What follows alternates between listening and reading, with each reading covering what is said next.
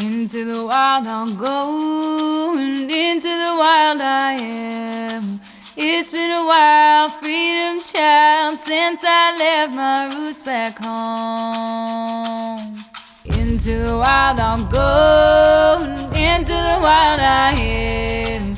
It's been a while, freedom child, since I left my roots back home. Welcome to the Freebirth Society podcast.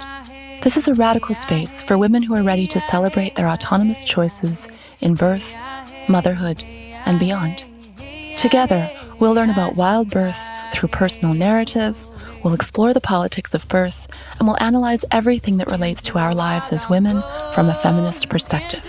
Here's your host, Emily Saldea. It's been a while, freedom child, since I left my roots back home. It's season 7, women. Hello. It is so fun to be back in the saddle. This is your host, Emily Saldea. I have got loads of amazing stories and conversations this season that are, as always, bound to change your freaking life. We had another amazing festival this past summer. This one we're going to lovingly always remember as Matriarch Rising. The goddesses of the sky told me that they do not plan on raiding on us at all next year when it's the full moon. So thrilled about that. We are about to launch our newest program, Compass, the Guide to Radical Birthkeeping, and I am so excited about it.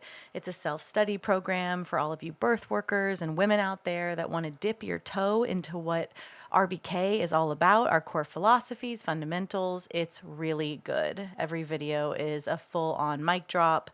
I'm really stoked to get it out there and into your hands. On a personal note, my baby just turned 1, and you moms know how that is. Where did the time go and all that? He is a gorgeous, giggly little beast. I can't believe how much I love him and how much fun it is to have him in our family. Birthing this time last year as fall was coming in was so epic. And it feels just really magical to be all wrapped up in the foggy mornings again and the rustling of the leaves and to reflect on my really special postpartum. It was so good. What else is going on? We are in registration right now for our spring retreat, and I'd love for you to come. I only offer retreats every few years, and I have no plans to do this again with the medicine woman that is Sister Morningstar. I'm calling this retreat the Midwife Within because it's a 5-day gathering for women to explore, discover, and awaken the midwife that lies within all of us. You know how much we need to be in person together, and this is one of those rare opportunities to come onto my land and sit with elder midwife Sister Morningstar, who's a personal mentor to me and so many, and she is just really, really special. So we're going to have workshops on newborn first breaths and transition, placentas and umbilical cords, understanding blood loss from a holistic perspective. You're going to learn how to facilitate a village prenatal in your own community. And it's all nestled in with fires and song circles, morning yoga, delicious food. I've sincerely dreamed of offering this for a very long time. And now it's here, and you can come. You only have until the end of this year to register, which is shockingly soon. So if you're a birth worker, get off call. If you're a mom, get your childcare. And please, oh please, gift yourself this retreat. Go to matriarchrisingfestival.com/midwifewithin, or you can find it in the show notes. There is just so much magic in the hands-on learning that you can't get any other way. And I'm really looking forward to offering this to you in the spring. What else is going on? We're doing a big old rebrand at Freebirth Society, so things will start to look a little different around here. And, the school, Cosm Academy, opened this past August. It's well underway. It's the sweetest thing ever, and I'm so proud of what I pulled off. It feels really good to be nurturing such important long-term projects like that here where we live with our in-person community. Okay, I'm going to leave it there so that we can jump into this awesome episode. It's such a fun one to start the season with. Rachel reached out to me during her pregnancy, and it was just wonderful to support her and her family and then get to hear her full story here being shared on the podcast for all of you. So we get into Rachel having no role models for healthy marriage or healthy birth, the adorable story of how she and her husband met in Aruba, both of her conception stories. She shares how her first birthing dreams were of an unassisted birth, talks about having her first child in Aruba, how she was constantly fear-mongered everywhere she turned. She shares the birth sabotage of her first birth with medical midwives, how she gaslit herself for years about her birth, how she leveled up into success and self-responsibility. And Rachel talks about the decision to move her family from Aruba to Sweden, her land of origin. And of course, she shares her beautiful and oh so perfect free birth in the water with her family. Okay, enjoy. You're in for a really great season. I dare say it's the best one yet.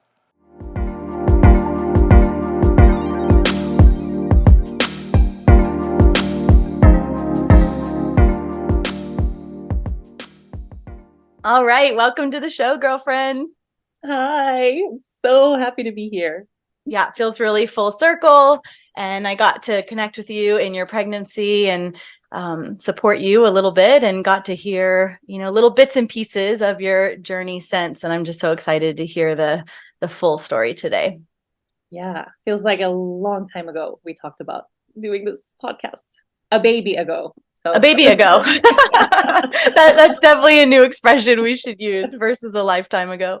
So tell me about, big question, but to place, everyone listening to your story, who are you before your first pregnancy? Where are you? What's your life like? And take us into the journey, however you want to tell it today, of your first pregnancy. Okay. Big question. Who was I before motherhood? So I was born and raised in Sweden and lived my whole young adult life in Sweden, living a fairly not super great life. My teenage years were really, really, really hard and heavy. I come from a history of just a lot of childhood trauma and a lot of broken families and death and stuff, and didn't know it. But when I was a teenager, I was manifesting inner pain through drinking and running away from home and just being pretty severely depressed for a lot of years in a row. And ended up, when I was 17 years old, I was in a really terrible place and ended up finding myself at a meditation retreat. It was thanks to my mom. I say so much in my life is because of and thanks to my mom. So I feel that. It's so true. It's like such a double thing. But she had enough, and she was basically like, okay, you're either out of the house or you have to do something to feel better. So she had found this place where you go meditate and therapy, and just wildly different from how I was living. I was drinking every day and just dating terrible boys and under her roof. Yeah. And what was your resistance or willingness to go do that? Yeah, I think about it now, and it's really bizarre because I had no friends no one in this realm. I didn't know anybody who meditated. I didn't know anybody who had ever gone to therapy or who had done any kind of inner work of any kind. So I think there was just a part of me that knew that I can't continue living this way. It's not a sustainable way to live. I was so deeply unhappy for so much of my own life. And I remember thinking, okay, well, I'll try. I didn't want to be kicked out of the house, and I wanted to feel better. And it was a place in Sweden. It was a train right away. And then I had to take a cab, and I took a cab from the train station, and halfway to the place, I was like, oh no, this is insane. Like, I can't believe, like, what am I doing? A week with strangers, everyone wearing white. Like it was so strange to me. And it sounds like heaven to us now, though, doesn't it? I'm like, amazing. Sounds like vacation. Like, are you kidding? And then, I was like face full of heavy makeup and smoking Mhm. cigarettes, and I was just not in that place. And I told the cab driver, hey, I changed my mind. Actually, turn around, like take me back to the station. And he pulls over and kind of turns around and he was like, I've driven a lot of people to this place and Whoa. everyone is very scared going there. He's like, I don't know what they do there, but when I pick people up, they are the happiest I've ever seen. Whoa. Go Yeah, cab driver. go cab driver. So he was like, how about I give you my phone number? And if you want to ride back to the train station, like tomorrow or anytime, you just call me and I'll come pick you up. And I was like, okay. So it's Hmm. thanks to that cab driver I ended up at this retreat center in the first place, where I would have just turned right around. This retreat center like fully employs that Yeah, guy. probably. He's on payroll. He's just like shuttling He's people. taken all these like trainings of how to get you there. That's funny. He's the highest paid employee. No, but it was so amazing because so it's a retreat, it's Osho based. I don't know if you know Oh yeah, I Osho. lived at his ashram in India. Oh, you did? Amazing. Hmm. Okay, so I have lots of friends who did live that life. So I ended up staying and sticking around, and dynamic meditation every morning, and really deep primal work and lots of crying, and just it was completely life changing, basically. So I ended up going back for another retreat just a couple of months later, and realized that the only way for me to make a life of my own where I would be happy would have to be outside of Sweden. Like, I couldn't stay in the family dynamic I was in. I had to go. So I broke up with my boyfriend, and went to Costa Rica. I was supposed to do like a 3-month backpack thing, but deep down I knew, I'm like, I'm never coming back. Mm. Like, I just knew this is not just a little trip; it's a big thing. And went to Costa Rica, and quite literally, like, didn't return. Changed my life completely. Found yoga. You know, found life basically for the first time at, yeah, I guess 18 years old then. And yeah, I mean, fast forward a little bit, I lived there for 3 years. So Really you found, go one way and stay. yeah, yeah. Wow. And you just find like a I place to work or I mean, I went back at some point to move out of my mom's house, okay. which became another thing. She was like, I want to rent this room. We're gonna, like, Like like, if you're out, you're out, like, I have all your stuff here. And so I came back to kind of empty the room and like repack and kind of organize myself to really, really live. I think half a year or something later. But then I really stayed. And yeah, I bartended for a bit. I waitressed. I worked at a dive shop. I was just kind of doing that like barefooted hippie thing where all I literally cared about was my yoga practice, and this new spiritual journey that I had found. Hmm. So did plant medicine and started kind of opening up into a whole new world over there. wow. Like And from night to day, you can it just really was. Yeah. wow. It really, really was. And I think, yeah, somewhere kind of halfway through that trip, I realized yoga was the thing. Like, yoga was, for me, I always had a lot of back pain. I had a very disconnected relationship to my body, and yoga was my first experience of any form of embodiment, of finding Hmm. presence in my body without feeling, yeah, like I was triggering a wound, or I was very, very scared to be in the body my whole entire life because I held so Wow. much unresolved stuff there. And was it a particular lineage that you found like a devotional practice with, or did you kind of make a hodgepodge? Yeah, I've floated in and out. So I started with a very basic hatha form of yoga with a lot of props and a lot of support, which was great because I have or had scoliosis. I couldn't Whoa. touch my toes. Like, I was really in a messed up Damn, place. girl. Yeah, I know. It's You like, have lived very many lifetimes. I think so. Yeah. Wow. And I think if I had found like a very intense form of yoga, like a vinyasa flow or an ashtanga or something right away, I probably would have never come back after that first class. Mm. So I'm glad I found a more gentle, supportive practice first. And then I started feeling empowered, got rid of the back pain, realized, like, I could do a handstand. Like I could be in this body and feel strong. And it was really an amazing thing. Like yoga really brought me to my body for the first time. Cool. And then somewhere around there, I started teaching classes to friends. I would be on the beach just practicing, and someone would join, or a tourist, and I just started kind of talking people through what I was doing for myself. And then realized like I'm kind of good at that. Like I can kind of like I felt really connected and really inspired by just sharing the practice. And then I started teaching, and eventually did a couple yoga teacher trainings. And then somewhere there went to Aruba on vacation, like somewhere in these years. I forget, like everything kind of blends together. Yeah. And I went to Aruba on vacation and walked into a surf shop and met this very cute boy.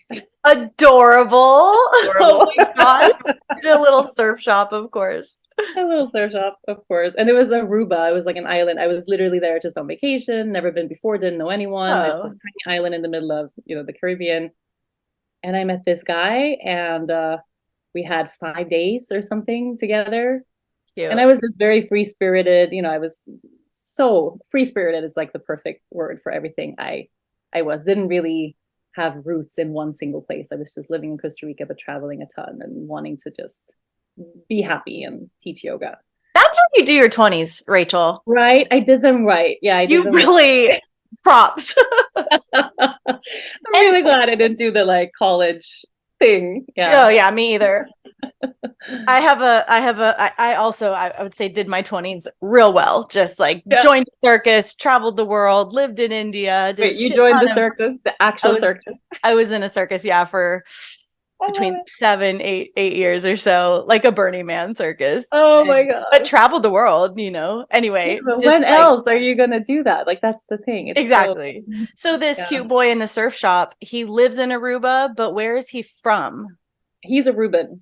Yeah. Okay. So Aruba is there's 83 nationalities living in Aruba. So an Aruban can be like, there's a lot of Dutch influence. It's a Dutch, was colonized by the Dutch long ago. So he's tall, blonde, looks very Dutch, but he's like his whole family in Aruba are like super tiny, dark skin, brown eyes. He looks completely adopted in this family. Very cute. Yeah, he's 6'4", and everyone else is super small. I guess I just made up that he was also Swedish.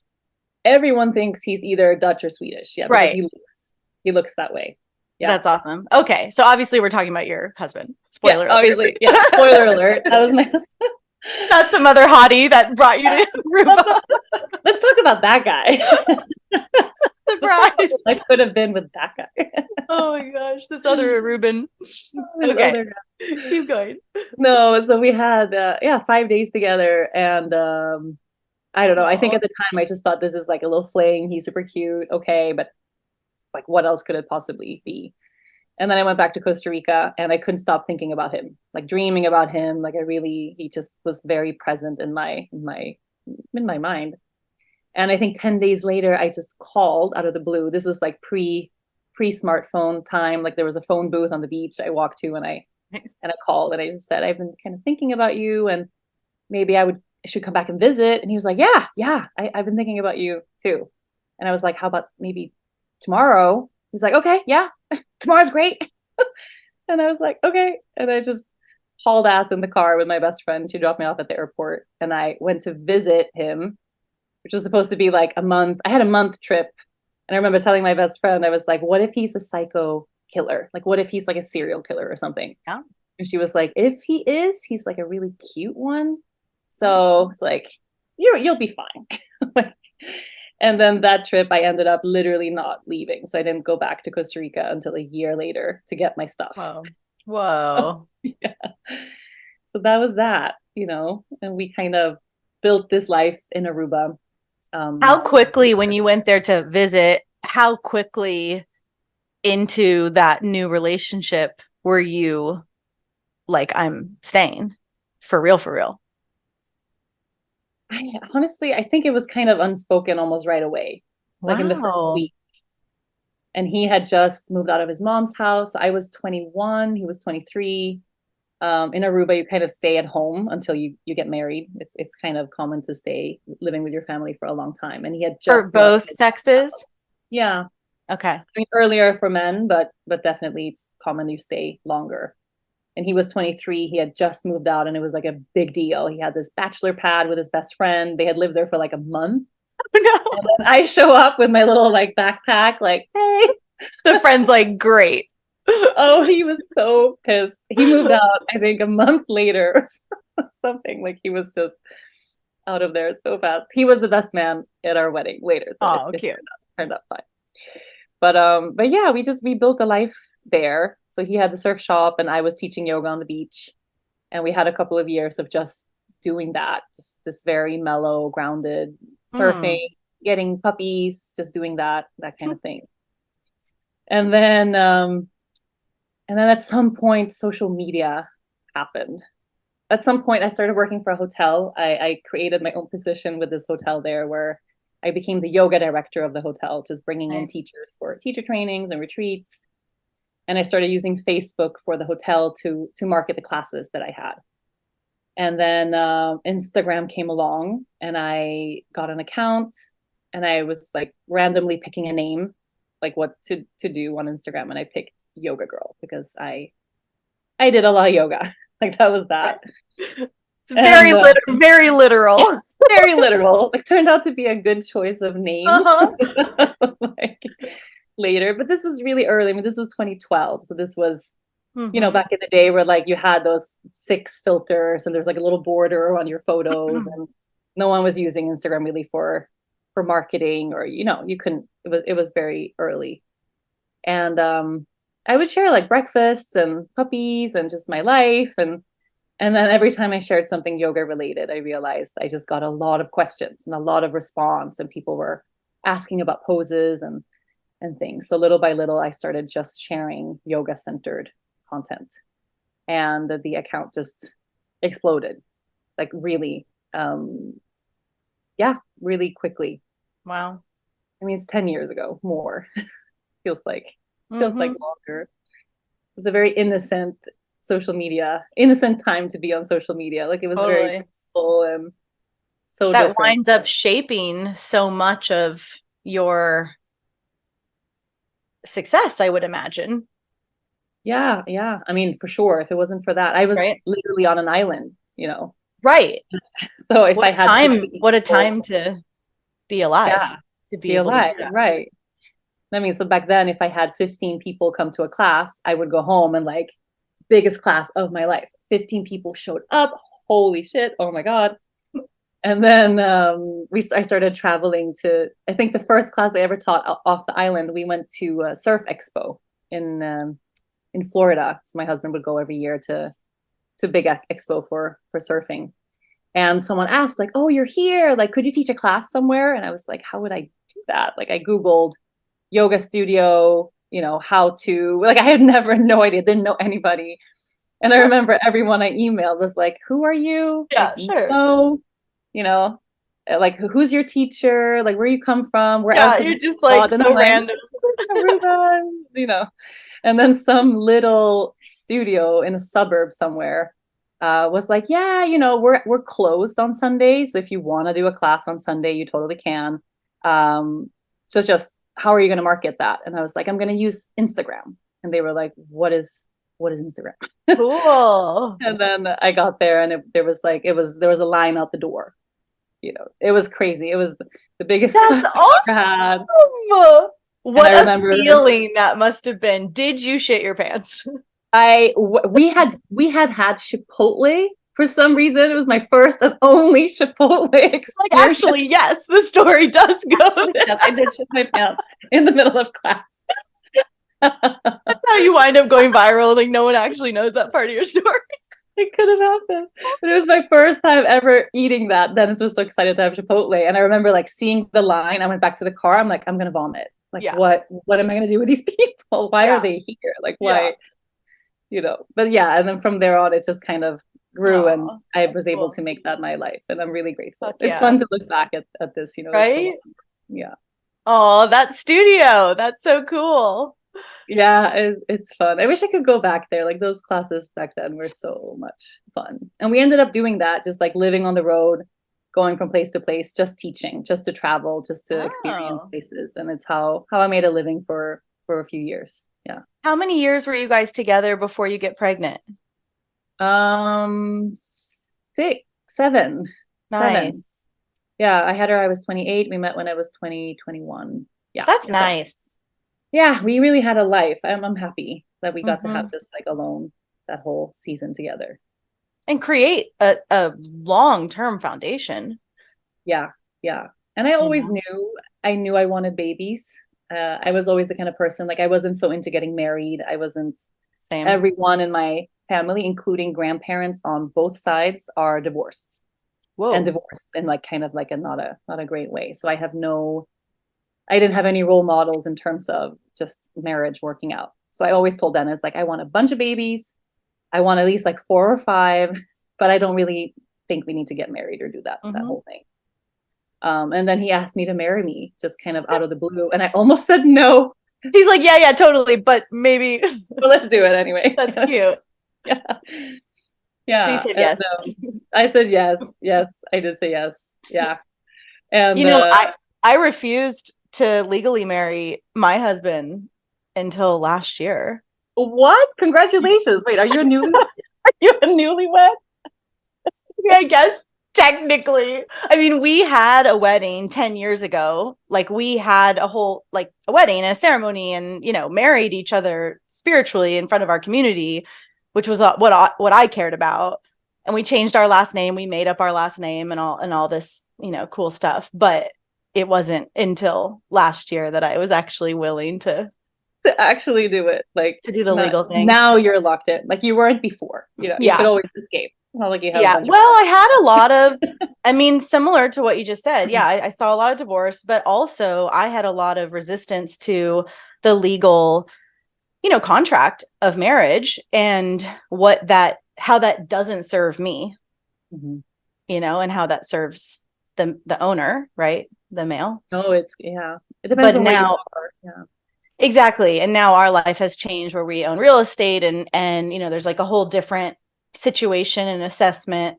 And actually I got sued, which is why this is very unromantic, but I got sued, which is large part why we wound up getting legally married so that none of our stuff could be taken away if I were to lose. What is it about the United States and suing each other? They love it. You love it. It's like, you hurt my feelings. Let's go. Let's go. Let me ruin you So financially forever. It's so intense. Anyway, okay, so resistance to marriage. But so I'm curious, yeah, if you could speak on a little bit of it's such a big deal for someone with a dark path past from broken homes and a rough childhood with trauma to choose motherhood. That's such a big deal, right? Because of course there's all this fill in the blank. I mean, awareness, possible fear, but it like puts a lot of pressure on doing it differently, Yeah. or you could say inspiration. I mean, I don't know how your journey was, but I'm thinking about that of coming from this hard beginning, as you named, and then radically transforming your life, like really claiming it in your 20s. Also, your ability to have such a healthy relationship really speaks to the growth, and it's like tangible, that you were able to claim your life so young and so independent, and then also have a really functional, healthy, loving, stable relationship emerge out of that. Anyway, so props to you for that. And then like, how do you start to wrap your head around calling in a baby, and how do you kind of grapple with what you've seen as a blueprint for parenthood? Yeah. I think for me, the beginning of that was already choosing him, which I realized I didn't really actively root into until I said yes to marrying him. Because it was kind of like before that, I could have bailed at any point and it wouldn't have been that big of a deal. We didn't Mm-hmm. Our lives were entwined, but I was used to bailing on most things in my life, every relationship I'd ever had before. And I remember when he asked me to marry him, I kind of knew it was coming. Like I don't know if someone accidentally said something, or it was just all of a sudden this thing was happening. And instead of feeling like, oh my God, and butterflies and what a big thing, I was like nauseous. Like it didn't feel exciting. It felt just so overwhelming and really scary. And saying yes, I realized at the time, like this just changes the whole trajectory, not just of my life, but it changes something in my lineage also, that I'm choosing him. And I know he's a good guy. I know he's not the guy who's gonna be the asshole later. Like I know he's stable. He's everything my past tells me to avoid. Like that was him. And then I had to just kind of actively continue to stay anchored in that and not bail. It's not just, you have to kind of form that new path in your brain, right? And then make a really big effort to stay there. For the first years, I think it would have been easier for me to leave and to be alone and to do that thing. Yeah. But then motherhood, it was, since I was really little, like I can remember being my daughter's age, she's 6 now, and knowing really clearly inside that I am not going to be a mom until I am ready. And for me, ready really meant when I was a young girl too, like I'm not going to hurt anybody. And I've had that very clear, just this knowing that I'm going to be a mom, but it's going to take a lot of work. I have to find that sense of readiness, which I now know means there was a lot of trauma for me to heal. But I can remember being her age, like knowing I'm not just going to have a baby, like I have to be this version of something first. And what year was this? So this was, I think I was 27, I guess.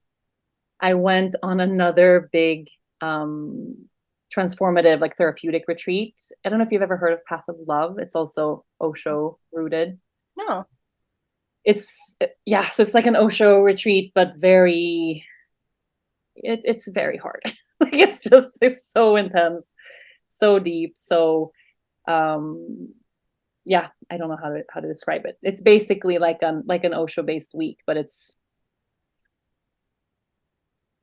I have no words. I went anyway, even though I didn't have a major thing to fix in my life. I just knew I wanted to do more.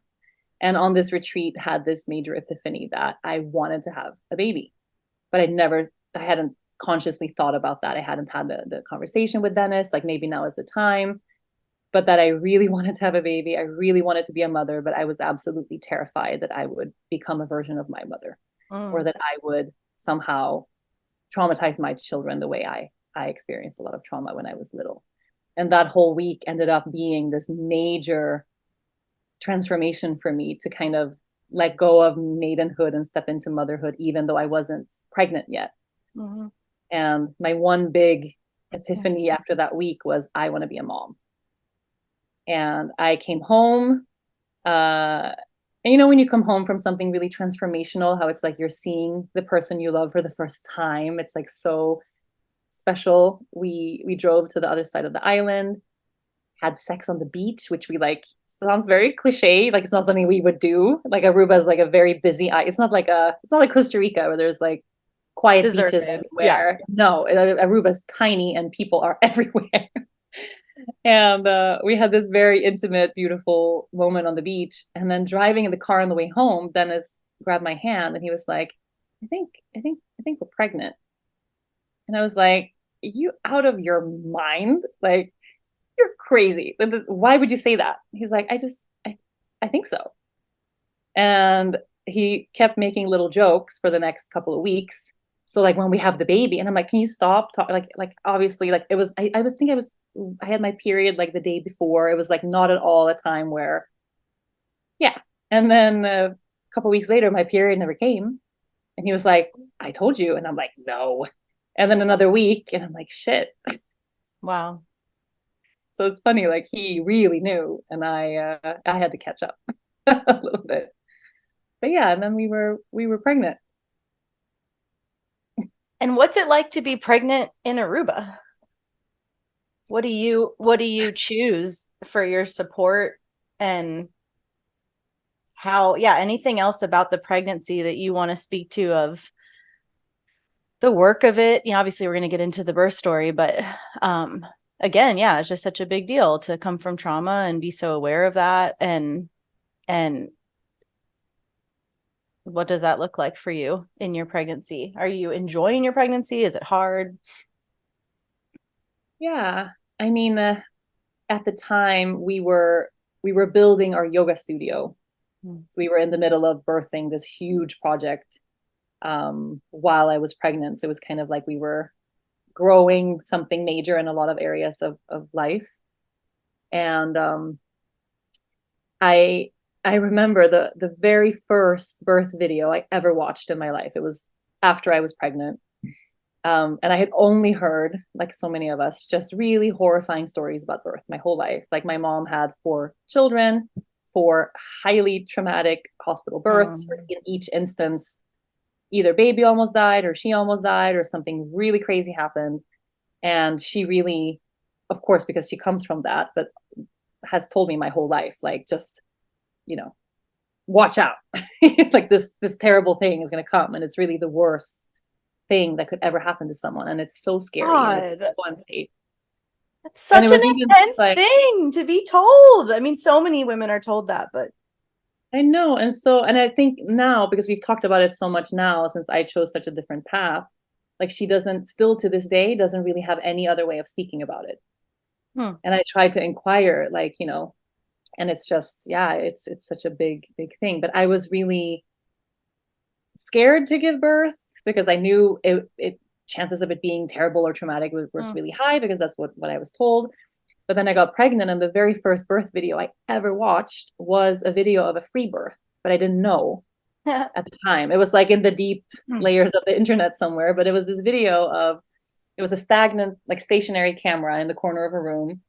And it was just a room full of candles and this woman wearing a long white dress with this huge belly. And it was like an hour and a half video, like a very long kind of video. And she's just pacing very gently up and down this room, pausing for contractions, breathing, just doing her thing all alone. And then at one point, it's so peaceful. It's like the most peaceful thing I've ever seen. And then at one point, she goes to the corner of the room and she knocks on a door. And her guy comes out. I don't know. It's so bizarre. And she squats down and has the baby. And then they're like holding each other. And I'd never heard the word free birth, at this time. I mean, this was 7 years ago. But I was just like, I want this. I want this thing, being alone, this peacefulness, the fact that she's completely in herself, like no hospital, no, I want this. And then I found a book called Unassisted Childbirth, which was like someone passed it to someone. I think there was a doula on the island. I don't know how I found this book.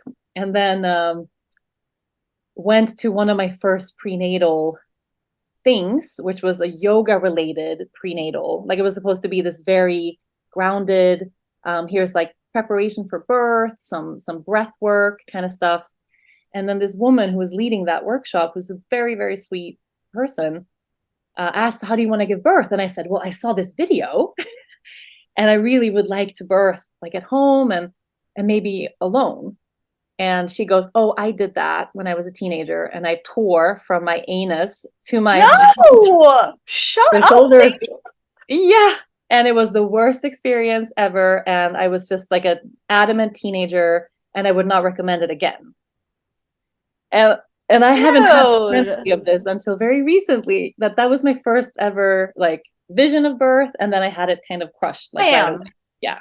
Just like, it is so crazy. And I know trauma and righteousness really are a weird combo, but it is so crazy to me how frequent, I mean, that any woman to this, beautiful, excited, bright-eyed, how you're going to have your beautiful birth, which of course is so possible, and then just to like shit on your face. Like, it's just so crazy that is what, of course, again, it's trauma, it's righteousness. It's this like weird delusional sense of protection. And I think that's a big thing. I have one of my really, really, really close friends works at a hospital as a nurse, like an ER nurse. Okay.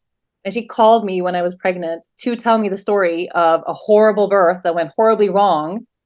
And I'm like on the phone, I'm like, excuse me, like, I love you, but this is not okay. Like, this is So not inappropriate. ask consent. And she was like, oh, I didn't think. So I don't know if this feeling of, oh, I have to warn her because this can happen. I don't know. Yeah. It's really messed Well, up. I mean, a lot of people live in the sea of fear. That is their orientation, that is how they hear everything, and that's how they operate from. And so it's a very different reality than what I know, and it sounds like what you know to be true. So it's so alarming. But anyway, okay, Yeah. so she But even smacks this down. memory of like watching this video, finding that book, and then having that door kind of closed. I didn't remember that until recently. That actually my first longing was for a free birth, Love and I didn't that. know. Oh wait, and here is my daughter. Hi, darling. You can tell Papa, darling. You can tell Papa that I can feed him if he needs to be fed. Okay. Okay. But you can close the door. It's okay. Thank you. No, you can't come in. I love you. Thank you. Behind the sheet. Like behind the curtain, she wants to let me know the baby's awake, and I definitely heard. So yeah, but it was interesting just to be reminded of the fact that my first longing for my first birth Mm-hmm. was for a free birth, but I didn't know Mm-hmm. that's what that was called. So I decided, okay, I'm gonna have a home birth. I know I want to do that. I want it to be as natural as possible, but I also didn't at all understand that involving myself heavily in the medical system, which I did right away, that was gonna in any way interfere with what I wanted. I thought I'm gonna find a great midwife and I'm gonna bring that person home and I'm gonna have a home birth and it's all gonna be peaceful and great. And giving birth in Aruba is interesting because it has a lot of Dutch influence. And I don't know if you know, but in Holland, in the Netherlands, home birth is really common, Mm-hmm. super common. Like you get pregnant there, they offer, do you want to birth at home or you want to be in the hospital? So it's really like my husband's sister was born in Holland at a home birth, totally normal. But But in Aruba, with yeah, there's always a medical, midwife. yeah. Yeah. Not a free birth, but at least a home birth. And it's rare. I don't know any other country in Europe where they are that positive to home births. Like in Sweden, they treat you just birthing at home with if you have Mm-hmm. 10 midwives and an OBGYN waiting, they treat you like you're insane, just not Mm-hmm. being at the hospital. So yeah, so we found there was only one clinic, like one midwife center on the island that did home births. There was this kind of negative talk about it. Only one place did it because it's so dangerous, they would say. But the island is so small. So if you have to go to the hospital, you're just 5 minutes away. So we will allow it. It wasn't like it's celebrated. Here's why it's great. It was kind of, we don't want to, but we'll do it kind of thing. So already from the first visit with them, and I said, I want to give birth at home, they looked at me like I was a little crazy and kind of like, this is probably not going to happen for you.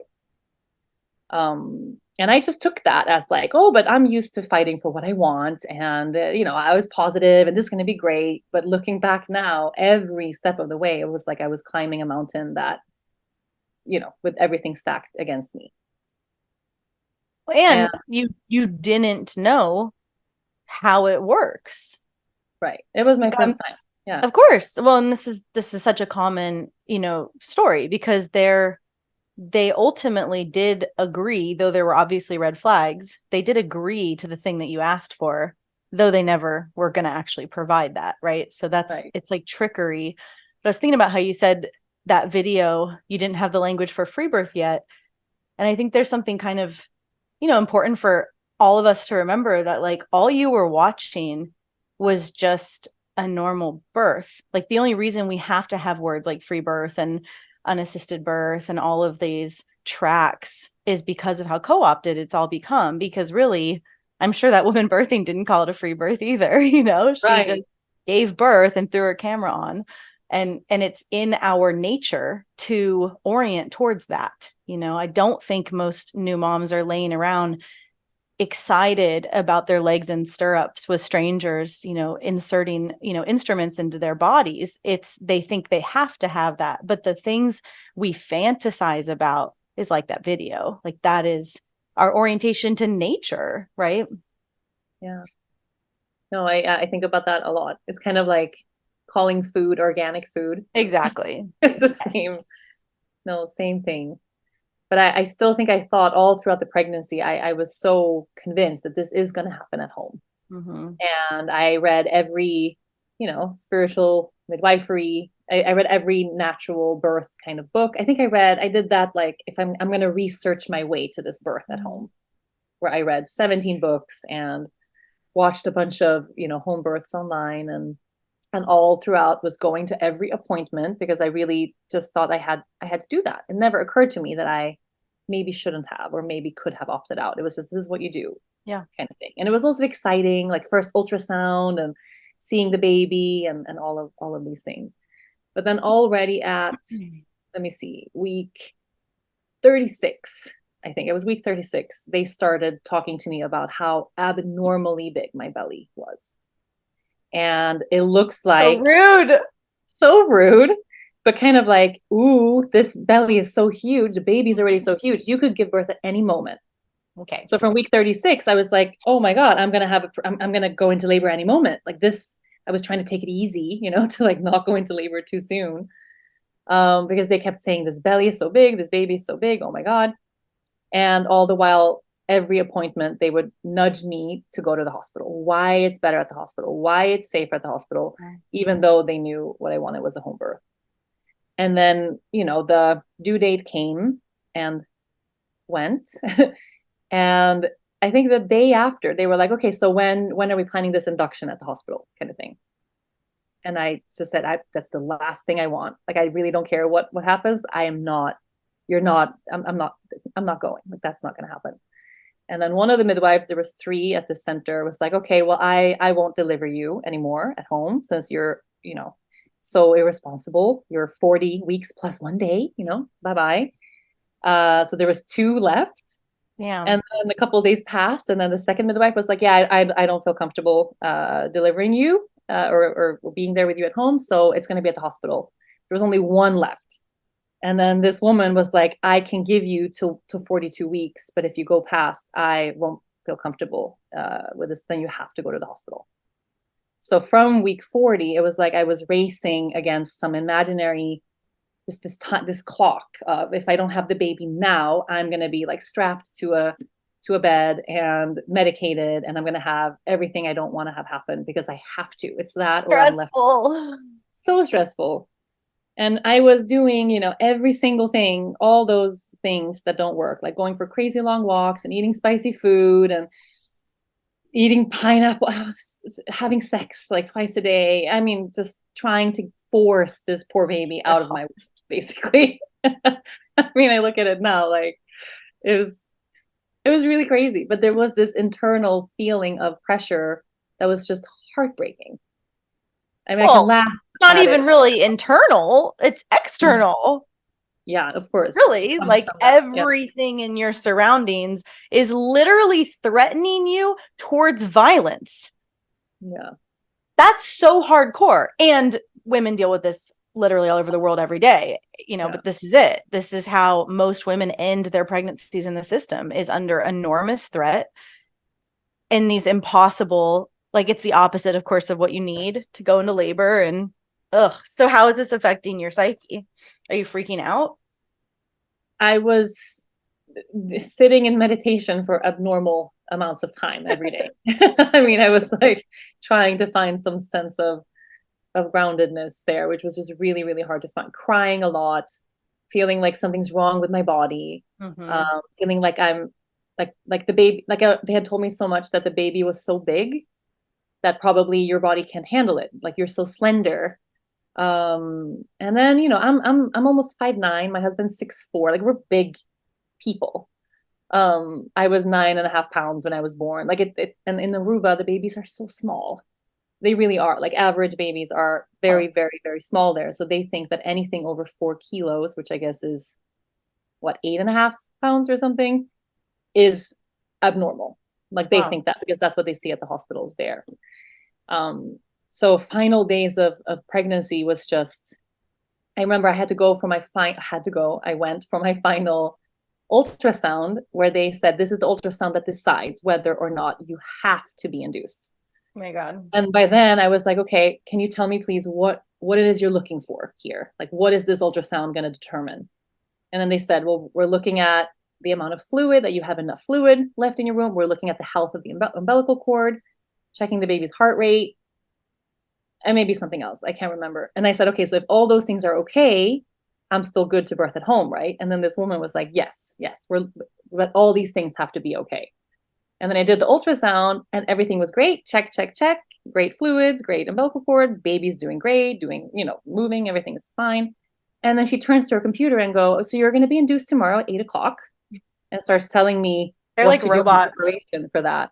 And I'm like, you just told me if everything was fine, I wouldn't have to. And she said, oh, do you want your baby to live? Yeah. That was her. Shameless, man. Shameless. Yeah, that sentence, like, so do you want your baby to live? And I remember, like, I had talked about it with my husband not so long ago. If I just left, like I just walked out, I remember she wore cowboy boots. I can't remember her face, but it was like a big traumatizing moment for me. Do you want your baby to live?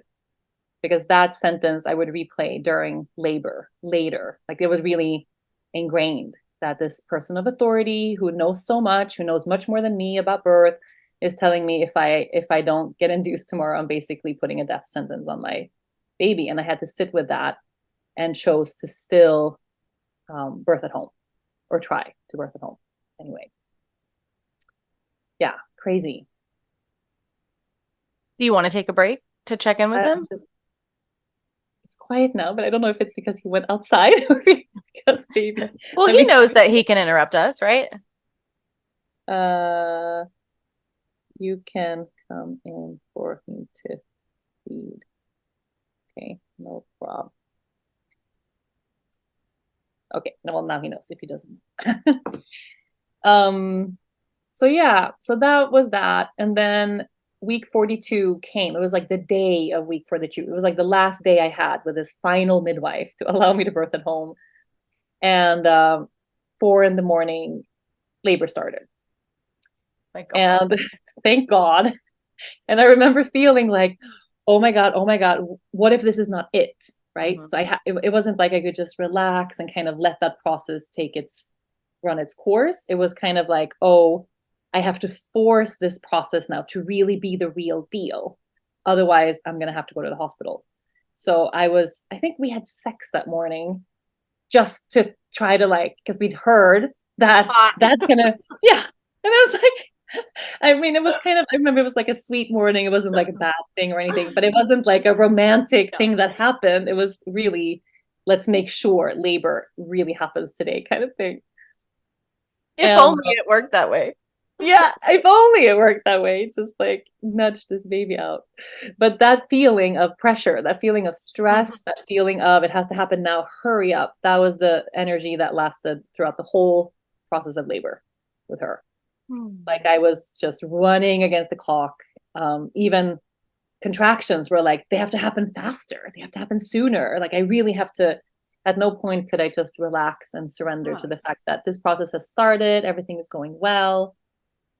I do love that your recent baby, made you wait a little bit so that you could rewrite what it feels like to be at the end of pregnancy without that, Oh yeah. That was maybe the most important part of that pregnancy was the final 2 weeks, that getting to the 42 weeks and getting to have a different experience this time around. That's a big deal. Okay. So what happens? So yeah, labor starts, 4 a.m. The first couple of hours, I was just lighting candles and dancing and was alone in the dark with my dogs, just having a really beautiful experience, feeling this feeling of like, okay, let's keep going. I wasn't just resting or going back to bed or anything. I was just trying to do what I thought I could do to make things move along. And then in the morning, the midwife came and she's so happy because I went into labor and it's happening. So it can happen at home. And she kind of told me, like, you can relax, like this baby can come at home. Like, I'm here with you. And let's do a vaginal check. Let's do a cervical check. And right away she goes, oh my goodness, you're 4 centimeters dilated. This is amazing. You're going to have this baby so fast. This baby is just like, she was so excited, telling Dennis, wow, this is incredible. Cannot believe already at this early stage, she's already 4 centimeters. So she basically told me like, this is gonna be a breeze now. This baby's coming so soon. Which obviously was not in any way correct, but put this idea in my head that, oh, this is gonna be easy, right? Like it's baby's coming any moment now, you know. And then that didn't happen. It got more and more intense. A couple hours later, she comes back, does another check. Oh, still 4. Okay, but keep doing what you're doing. It's working. A couple hours later, she comes back. By now, it's starting to get really painful to have these exams. At no point did I think to say no or ask, like, is this really helpful? It was kind of like a given. She has to check. Otherwise, how would she know how much I'm progressing, you know? And she checks and it really hurts. And then by now she's like, yeah, this is really taking a long time and nothing is happening. You know, you're not dilating. So in my head, okay, something's wrong. I'm not opening fast enough. My body's stuck. What am I doing wrong? And she goes, I think we should break the waters because that hasn't happened yet, because that can really help move things along. And I go, oh, okay. I didn't even know that was a thing. I said, if that's going to speed it up to ensure I can birth this baby at home, do it. And I remember that feeling. It was like, I don't know if it's like a hook or whatever they insert. It was awful. It looks Awful like a coat hanger. Like a coat hanger, yeah.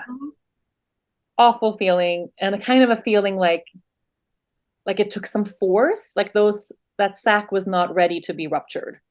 And I realized later on, like she wasn't ready for that. You know, it hadn't happened naturally yet. But what did happen was my contractions went from being manageable to completely not manageable, like huge step right away where, it felt like I skipped a bunch of steps along the way and it got very, very, very, very hard. Which I guess is natural when you kind of have that forced upon you in that way. And then I don't know. I mean, it's kind of a blur at this point, but what kept happening in those 24 hours, because it was like a 24-hour birth, was that she kept telling me 4 centimeters, only 4, still 4, still 4, up until the point where I was completely convinced that I can't. Something's wrong. Like my body's broken. She said, maybe the baby's stuck and that's why you're not dilating. Probably the baby is stuck. Yeah. I can't believe these people are legally allowed to attend birth. The baby's stuck. Like she wasn't even anywhere near, you know, being stuck or being ready for. Yeah. Okay, I'm gonna feed this baby. Can we pause? Of course. Let's do it. Now we have to remember that is a giant mug. That mug is the size of your head. It is the same amount. It's my favorite mug. I drink like 5 of these of tea a day. Amazing. Like real tea, like tea, or like herbal tea? No, herbal tea. Herbal. Yeah. We tried to grow tea plants here, and I don't know if you have ever looked into that, but I have. It's hard. Yeah. Well, we're supposed to have the right climate for it, but it takes like a year to germinate and then 3 years of being babies before you even get any tea leaves. It's like this whole long process. And we were in our third year of it. And we went to Dominican Republic for the winter and they were here and they're supposed to be fine because they tea lives in China and like places where it's cold, and they all froze and died. Every single one. So sad. Okay. Where were we? So we were at the end. Yeah. So she's just giving me exam after exam, telling me I'm not dilating, 4 centimeters, 4 centimeters. And then at one point we're in the bedroom and I'm just struggling. The pain is so intense and I'm on all fours. And she says, okay, let's do one more check. And I remember saying, no, I can't. Like I couldn't lie down for her to do a check. It hurts so, the pain was so overwhelming. But it was pain coupled with something's wrong. It was pain coupled with I can't. Stress. It's a very different experience than just the sensations of birth. And at some point there, I turned to Dennis and I go, hospital. Like it was from me. She was saying maybe she's stuck. She never said like you should go to the hospital. She's probably stuck. And I turned to Dennis like hospital. Like she's right. The baby's stuck. Something's wrong. I can't. And he goes, no. Because we've been over this, you don't want to be at the hospital. That's the last place you want to be. I believe in you. Everything is going well. Like he really, really, really did everything he could. And I was just convinced, like, my body's broken. It's not going to happen. So off we go in the car down these like dirt roads, all contractions stopped. We get there. I was the only birth at the hospital that night. I mean, Aruba is really small island, but no one else was there. And they let me turn the lights off. We brought music. We like lit some candles, even some incense. Like, they really kind of let us try to mimic something that felt like home. So I was grateful for that. And then I spent 90 minutes sitting in that hospital bed after I was examined by some doctor who said, everything's fine. Like, why did you come? Kind of, if you wanted to birth at home, like, nothing's wrong. And he said, you're fine. And just left me there. So I just sat for 90 minutes in that hospital bed. This is psychological warfare. It was bizarre. No, it was just so bizarre. And I was sure he was going to tell me, like, here is this major thing that's we are going to fix for you or do for you. But like, no, nothing.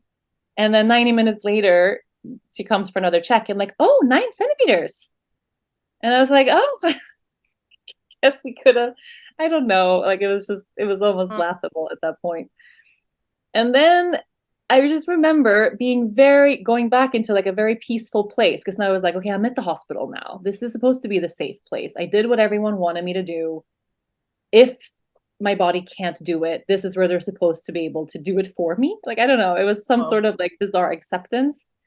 And it was very quiet. And then all of a sudden, the midwife comes in, turns on the lights, and like, time to push this baby out. You're ready for it. Let's go. And I was like, oh, okay. I guess, she's the authority. She says so. I guess this is what it's supposed to feel like. And I had heard all these stories of what it feels like to have a push contraction, how intense that is, that full body kind of thing. I felt nothing, no sensation, no feeling like that was even remotely close at all. But she told me it was time. And I was like, okay, well, we are under pressure here. Like, we're on the clock. So it started a 3.5 hour forced pushing phase where I was basically, it was like I was trying to take a poop, but I didn't have to go. Like, there was no feeling of anything at all. And I just pushed and pushed and pushed and pushed and pushed and pushed forever until eventually she came. And I kind of can't even really remember that last part. Like, I remember at some point I was like out of my body looking down.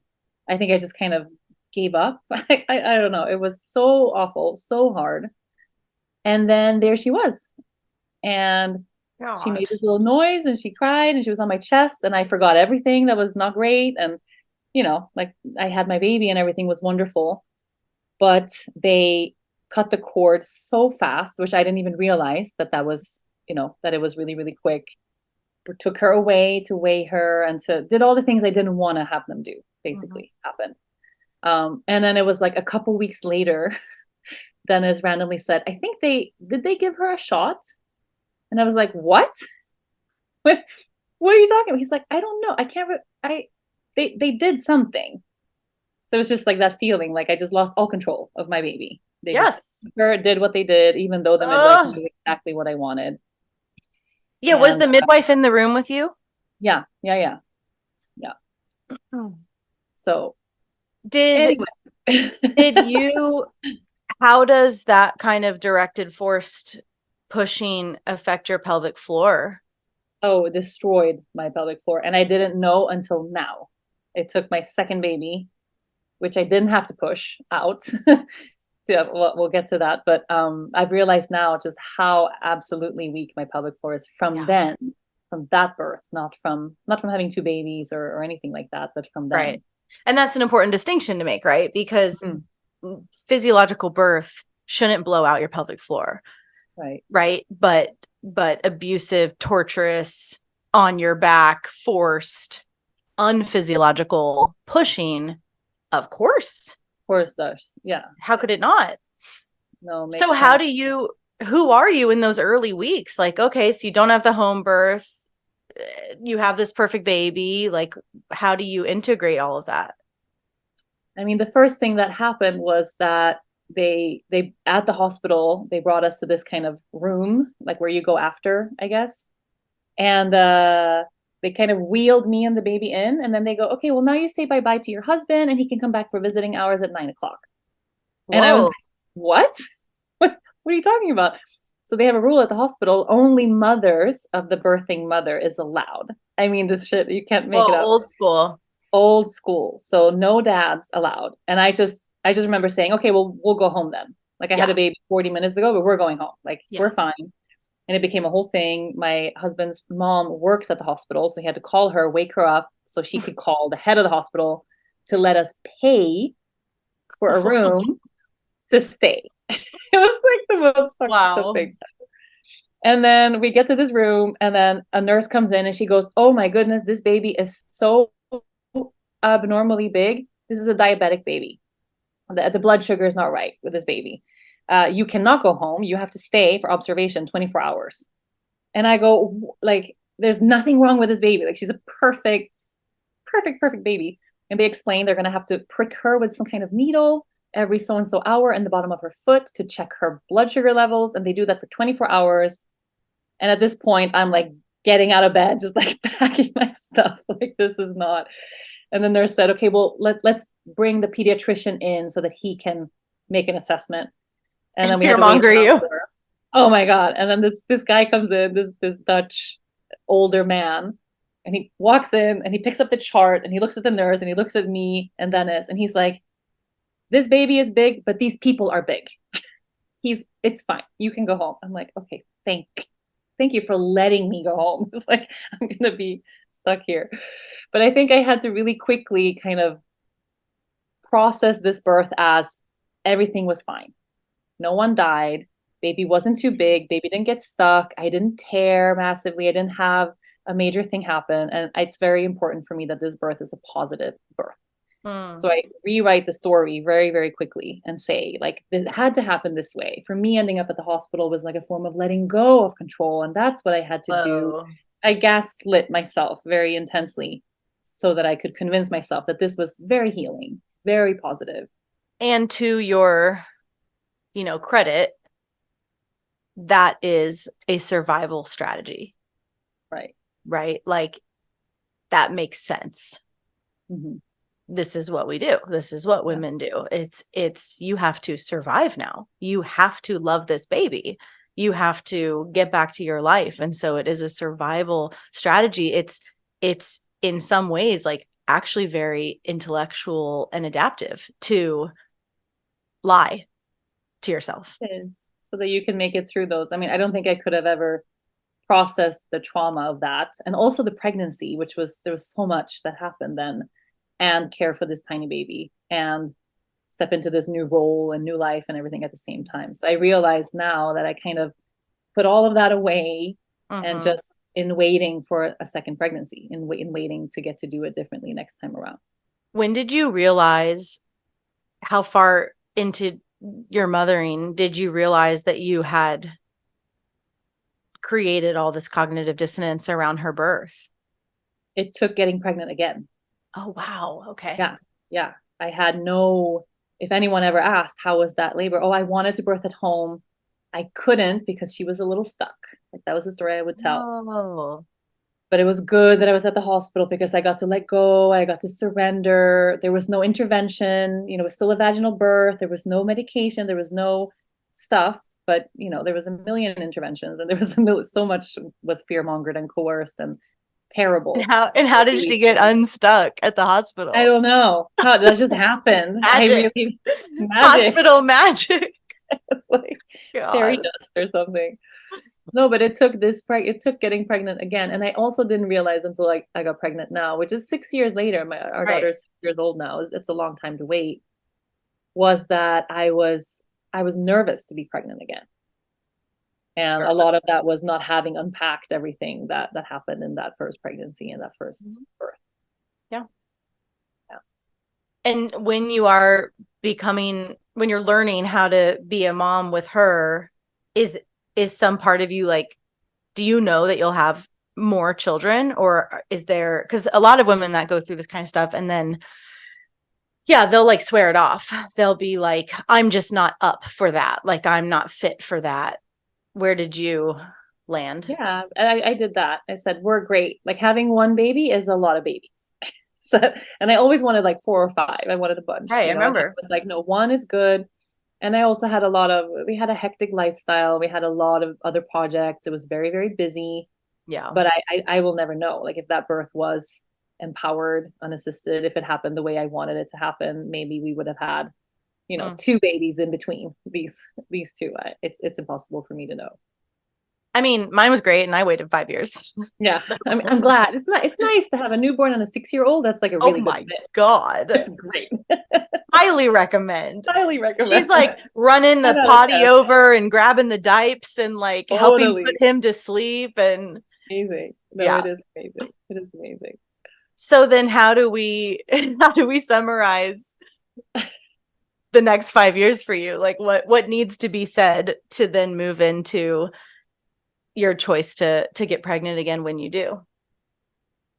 I think a lot of that journey was meant to bring me back to my roots in a big way. So in those 5 years, we ended up moving to Sweden, which is something I never thought would happen. I never felt like I had any connection to my family or to Mm. ancestry here or to my roots or anything. And then in those years, I ended up doing a lot of healing work that led me to realize I actually want to go home. I didn't Mm. feel at home in Aruba anymore. I started wanting cold water and deep, dark forests, and started really looking into my own ancestry and started feeling a big connection to my family again. And about a year ago, we ended up moving here. And then immediately, actually, arriving to Sweden, we started talking. Should we have another? Wouldn't it be fun? You know, or if we're going to have more, like now is it the time? And Mhm. starting to have that talk a little bit. And then half a So- year into living here, we got pregnant. Yeah. Or yeah, a little more than that. And I'm curious what is your relationship like with your mom now or your family being back there? And it sounds like yeah, you've maintained a relationship with her in your adulthood. Yeah, we have. It's on and off. So I've had a couple of years off where I've set big boundaries and kind of stepped away from that relationship. And then when we moved back to Sweden, it became more natural to start to Right. connect again, just with holidays and birthdays. And I have a lot of siblings, and so it's been kind of she floats in and out. And I try to set boundaries, and it works, and then it doesn't work, and then we have space again. Yeah. It's not a very steady relationship, but she's a really great grandma. She's Mm. like the best grandma, and I love that for my daughter, and now Mm-hmm. for this little guy too. So right now we're in a good phase. I've just learned to accept that it's not the most stable relationship in my Mm. life, and it's okay for me to step in and out depending on my needs. Mm-hmm. Yeah. But what has happened since we moved here is this I've deepened my relationship with my dad and with that side of the family, and with my siblings here. There's 9 of us, so Whoa. we have do have a big family. And now we bought a little homestead, a little farm. It's 150 meters away from where my great great great grandfather lived and worked. Whoa. So That's we're so like cool. really back in these ancestral Yeah, lands. you It's are. amazing. Yeah. Beautiful. Mhm. Okay, so you guys land back in Sweden, totally different phase. She's 5 Yeah. at Mhm. this point. And when do you when do you even start thinking like for real about another birth and about how you do things differently? And when does free birth come into your consciousness? I didn't think so much about it until we actually were pregnant. So my best friend, my best friend since I was little married Dennis's best friend since he was little. They Okay. met at our wedding. It's very, very cute. That's very cute. I know, very, very cute. They got pregnant with their third, and we were out to dinner. They told us like we're gonna have another baby, and then on the drive home, Dennis was like, "It's now. Like, Mhm. if we're gonna do it, let's go. Like, let's be pregnant when they're pregnant. Like, how fun would it be to kind of do this a little bit together?" And then we started just more actively. And I wouldn't say trying. It wasn't like we are like, this is it. We just started inviting that, I think, more like opening up to it. And then a month or 2 months, I don't know, a couple months later, it was my birthday. And yeah, we found out on my birthday. It was a great birthday. Aw, But that's it cute. wasn't until then that I started thinking about, okay, well, birth, what would that look like this time around? Pregnancy. Like I didn't have, it was kind of like I shut that door until I was on that journey again, you know. Mm-hmm. And Sweden is a really challenging place to be for anything that isn't conventional. Here, you know, the medical system, doctors are God. Like there's nothing that you revere more. Everyone kind of falls in line. You know, the system is in place for a reason. If you do anything differently, if you stick out in any way, people get actively really upset. Like I mean, really. that is most of the world. Yeah, but if you know Sweden, you'll know it's worse here. I don't Okay. know how to explain it. Swedish people are okay, this is a great question for my husband who's Caribbean, right? He's like very different temperament. Like no one would ever in a million years ever cut in line. It's like never. And I mean, you see, like it's a very American thing, I feel like, to like, hey, I'm ready, I'm here. Like Swedish people are like, excuse me, you Yeah. stand in line, you follow the rules.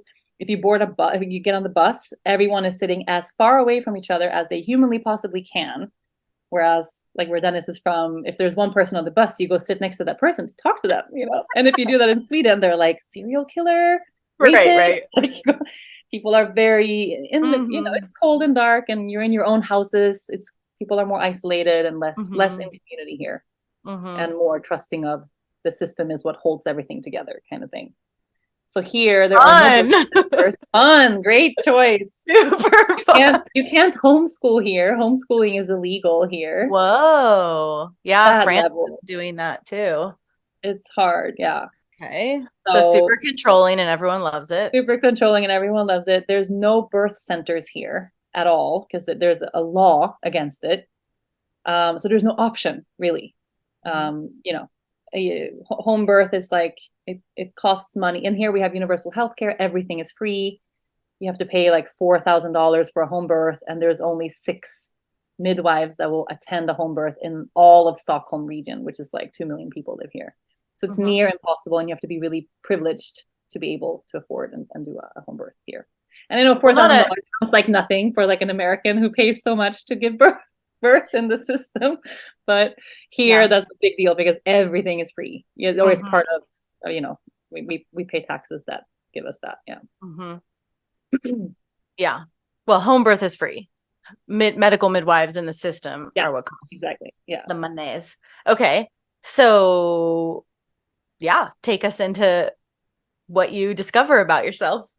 Yeah. So the first thing that happens, well, I found out that we're pregnant. I don't know really how the system works here. And I decide to go for a checkup, or not a checkup, to kind of say, like, we're pregnant. What do we do? Like, how does it work here? So I didn't start the pregnancy off feeling like I'm going to have a free birth. I'm going to do this outside of the system. I knew I was going to do it at home. I wasn't going to do all the appointments, but I still kind of wanted to see, I guess, at the very early stage of like, how does it work here? So we go to a place that was recommended as like a very holistic, down to earth, supportive of home birth kind of place. And as soon as we step in, my whole being, like it was like a visceral experience, Mhm. was like, leave, just leave. And then we ended up being in the wrong office. It was like all the signs were just like, get out, get out. Like we missed the appointment. It was the wrong office. They took us in and I was like, I don't really want to be here. I don't know why we're here. I don't want to be here. And then this woman goes, okay, so here is the app that you need to decide your hospitals. Here's this and this. And I go, oh, but I'm going to have a home birth. And she looks at me and kind of pushes her little file away. And she goes, oh, well, then we can't help you. Oh. And I go, oh, could you direct me to someone that could? And no, yeah, I guess you can Google that. And from that moment on, she was Rude. so dismissive and like, you're crazy, basically. So we walked away. I cried the whole drive home. And I looked at that as I was like, that was the only appointment. That was it. I'm not doing this whole thing again. And he was like, I get it. Like it was just very obvious. So I decided then I'm going to do this outside of the system as much as I want to, I guess. I wasn't committed to a wild pregnancy. I just was kind of feeling it out in a sense. Did you have words for that? Like, had you caught wind of all this stuff we got going on over here? This whole world over here where women just get pregnant and birth their babies and it's not a thing. Well, I have a good friend, Ashley, who lives in Costa Rica, who has 7 babies, who's free birthed a lot of babies. So by then I knew about the free birth movement and that it's totally possible. And it wasn't crazy or that foreign. I just never contemplated it for myself until we left that office. And I'm like, okay, I'm not doing that. And then started opening up to just the idea of doing it by myself. I still felt scared. I still felt like I was doing something not allowed, like a little bit of shame. You know, I'm supposed to follow the rules and do it this way. The Swedish in you. The Swede in me was like, I don't know if this is, what are people going to say? And so it wasn't a full on, fuck the system, I'm doing this here now. It took me a couple of months of kind of wavering back and forth. I even met with a midwife, as you know, which I talked to you about later, who was very supportive with home births, who my best friend birthed with her at home, and then decided to just opt out of that. Yeah, but it wasn't a full-blown yes. I kind of had to do my research and take time to really anchor into what I wanted. It's a big deal. I mean, it's a big deal for every single layer. It's a big deal for your orientation to the community that you've just re-landed in, your family. I'm also, thinking about the layer of you having this whole audience online that's like, that was a big what are you gonna do? I imagine they're up your ass, it's just there's so many considerations about who you are in all these different spaces, which also, and then there's also just, you and what do you want and what's available to you.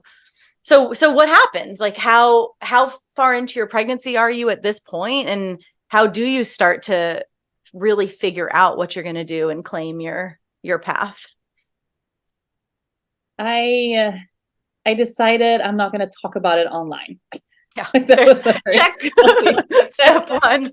So I really shared minimal. It wasn't like wild pregnancy, here's what I'm doing. I think when I was 7 months, like kind of far along, I shared one post where I shared that I have had minimal prenatal care, in the system. I did go to 2 ultrasounds. I had one in Aruba, actually. We went to Aruba on vacation and I had a bleeding on the way there. That kind of lasted and I got really scared. So I went to a friend of a friend and did an ultrasound there, which kind of confirmed the pregnancy, which was a really positive experience. Very, very sweet, very brief, like, okay, that was it.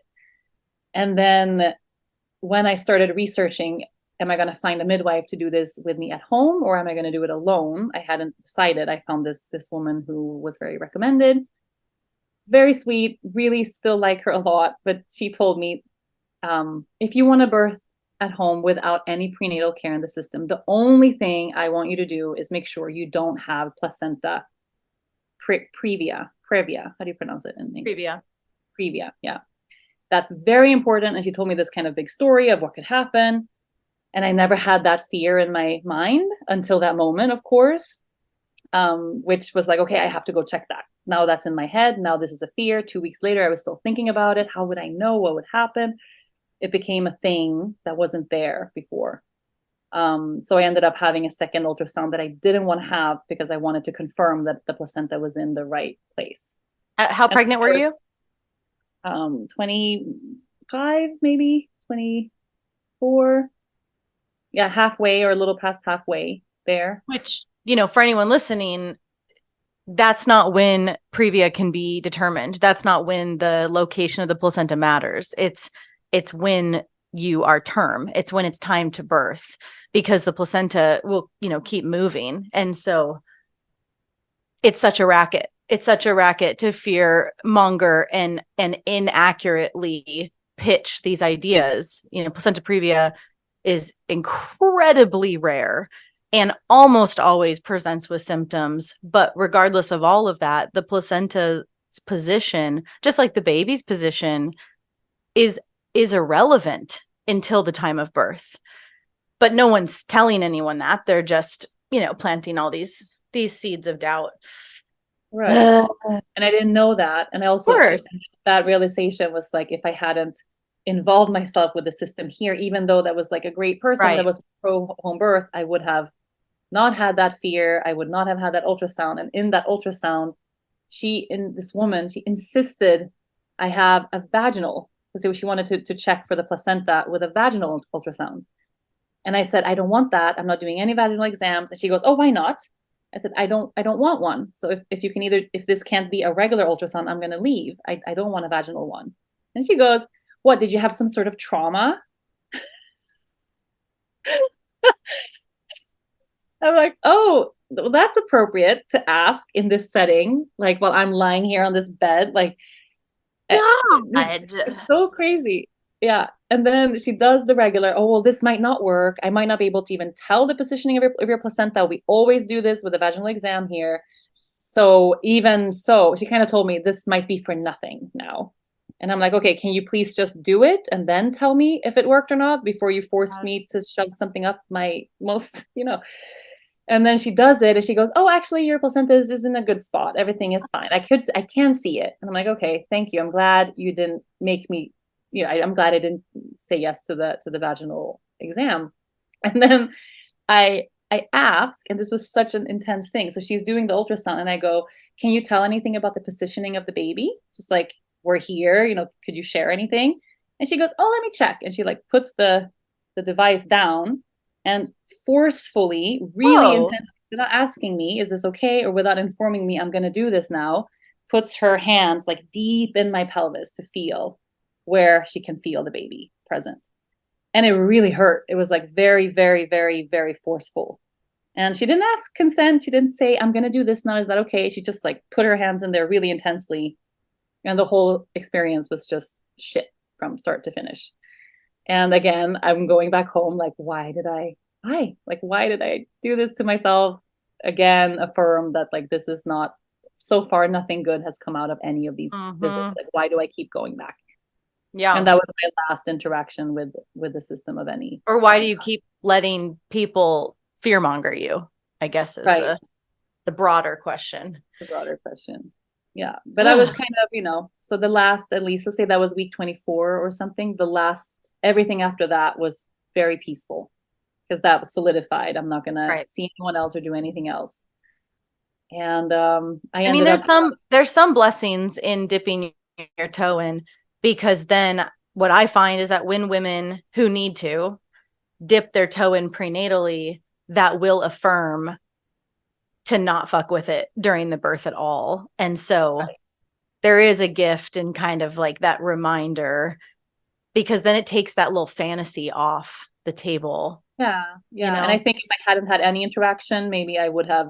Right. No, I in the end, it all made sense kind of in the end, because it did solidify this. I just felt very sure that I can trust this instinct, that this is not right for me. I feel it as we're driving there in the car. My whole body is like, I don't want to be here. I know this is not helpful, So the last months of pregnancy were just so peaceful. I was just home on the farm, didn't see anyone that wasn't I was just so at peace.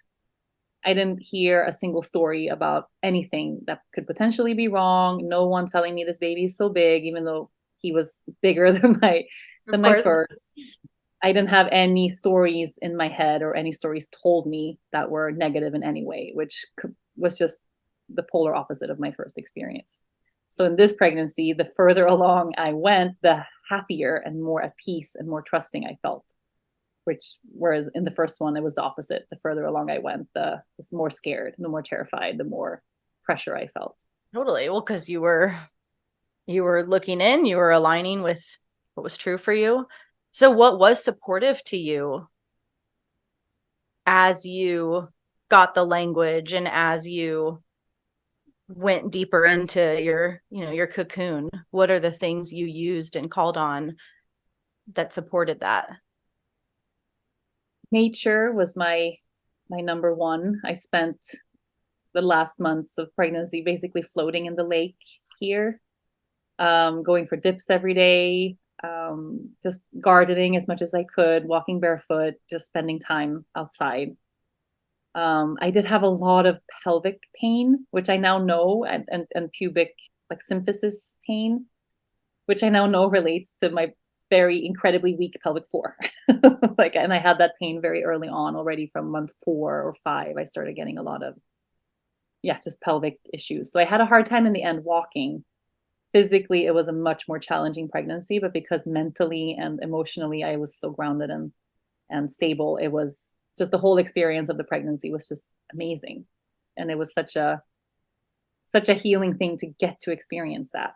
And in the end, to get to go over the bullshit time that they say, but to sit there 40, 41, getting to 42 weeks, feeling so at peace, knowing completely that this baby is going to come when he's ready to come. And I don't have to look outside of myself for any kind of permission or any kind of confirmation that what I'm doing is the right thing. I just know. And it was, those last weeks were the most beautiful weeks of pregnancy. Who did you tell about the whole, like, your choice? Like, did your close people know that you were going to be doing this? And I'm curious how it was with your partner. Anything you want to speak about, like the setup?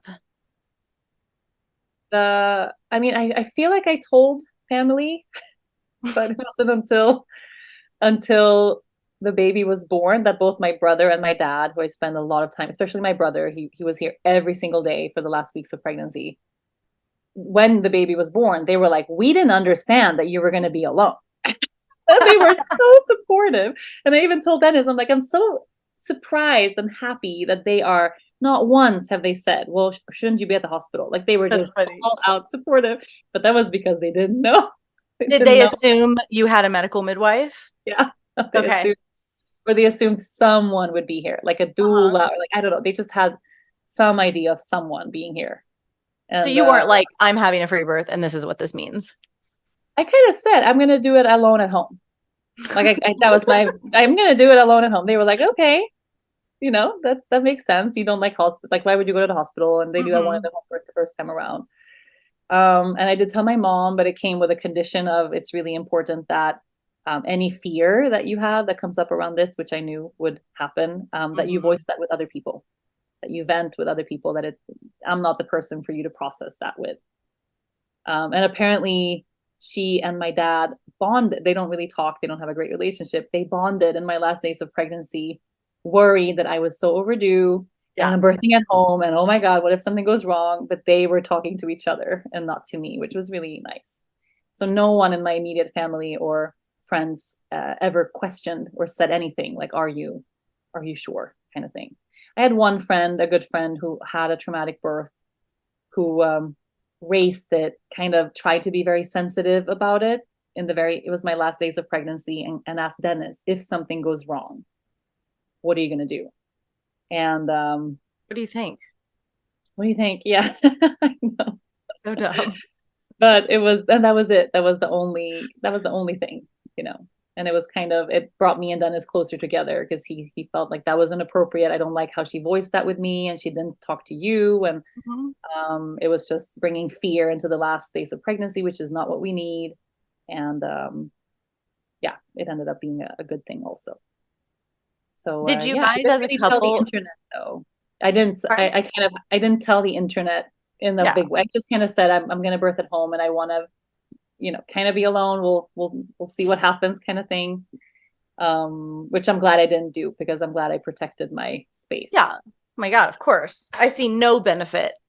Also, you're not public property, like, no one's entitled, Instagram or not. I mean, this is for people just navigating their families. Like, no one's entitled to your personal decisions. And though the world still in large part views women as public property, we don't have to participate, right, in that. And there is some bizarre thing when you match someone with any sort of following and pregnancy. There is this bizarre entitlement that comes out by fucking strangers. Like my mom, I get that. You know, Yeah. if No, anyone but gets it's to ask true. questions, it's And it's almost really like they're strange. they're they're they're fishing for what is she Mhm. doing that isn't what I would do. It's Mhm. so triggering. It's such a big thing. And I did talk about it. I have a podcast, a weekly podcast, and I feel like my podcast community is so different than the Instagram Mhm. community. In a good And it's also way. that you don't, in a great way, yeah. And it's also that you don't have this immediate like comment. I share something, and then someone's like writing on that post, Mhm. well, this is dumb or this is Mhm. unsafe. But on the podcast, it's very intimate. I only get positive response there because I feel like if you're listening to me talk for an hour and a half every week, you probably like what I'm doing. Well, it requires a very real investment, right? Right. Like someone to spend 90 minutes listening to you is really different than like a troll looking at a pic. You know, Totally. those are very different So in sharing terms of. it there, I felt like I could process it. I felt like I could open up. That felt really safe and really great. But on specifically social media and Instagram, I just kept it very, very quiet. And the Yeah. one post I shared, and I think I just had a hashtag. It was like a hashtag wild pregnancy where I shared like I've kept this. It was very vague. Like I've only been to very few appointments and mostly been very undisturbed this whole pregnancy. It's not even a fully wild pregnancy because I did interact with Right. the system. But I had to turn the comments off on that post. And I have only done that once before in 12 or 10 years on Yeah. Instagram. Nothing Well, freaks and people out. nothing freaks people out more. Yeah. It was crazy. And the amounts of attacks on mothers and people, it was violent, really. Ugh. Okay. So We'll get back to Instagram later. yeah. Let's get back to your personal journey. So, anything else that you want to share about your third trimester, about the lessons of it? You know, obviously there's stuff to say about the very end, but it sounds like you didn't really tell a lot of people. You really practiced new boundaries of self-protection, just kind of had a beautiful last couple of weeks with your family. What else might you want to say? No, I think that's pretty much it. There was a big, I think the last days of pregnancy were the safest I have ever felt in my body. It Mm. was so healing, not just from the first birth, but just from a lot of what I've dealt with in my body throughout my life. It was really, really beautiful. I miss it. And I wouldn't think I would say that because it was also hard and heavy and I had pain and all of that, but there was just this big feeling of trust, which was Mm. so, And yeah. deserved. And then I mean, it was summer, it was June, so Sweden and summer in Sweden is really special because it's so dark and cold so much of the year. And I had decided, so for the birth, I wanted my husband there, and then I have my best friend who doesn't have kids, never attended a birth, has no connection or ideas to what birth is supposed to or not supposed to be.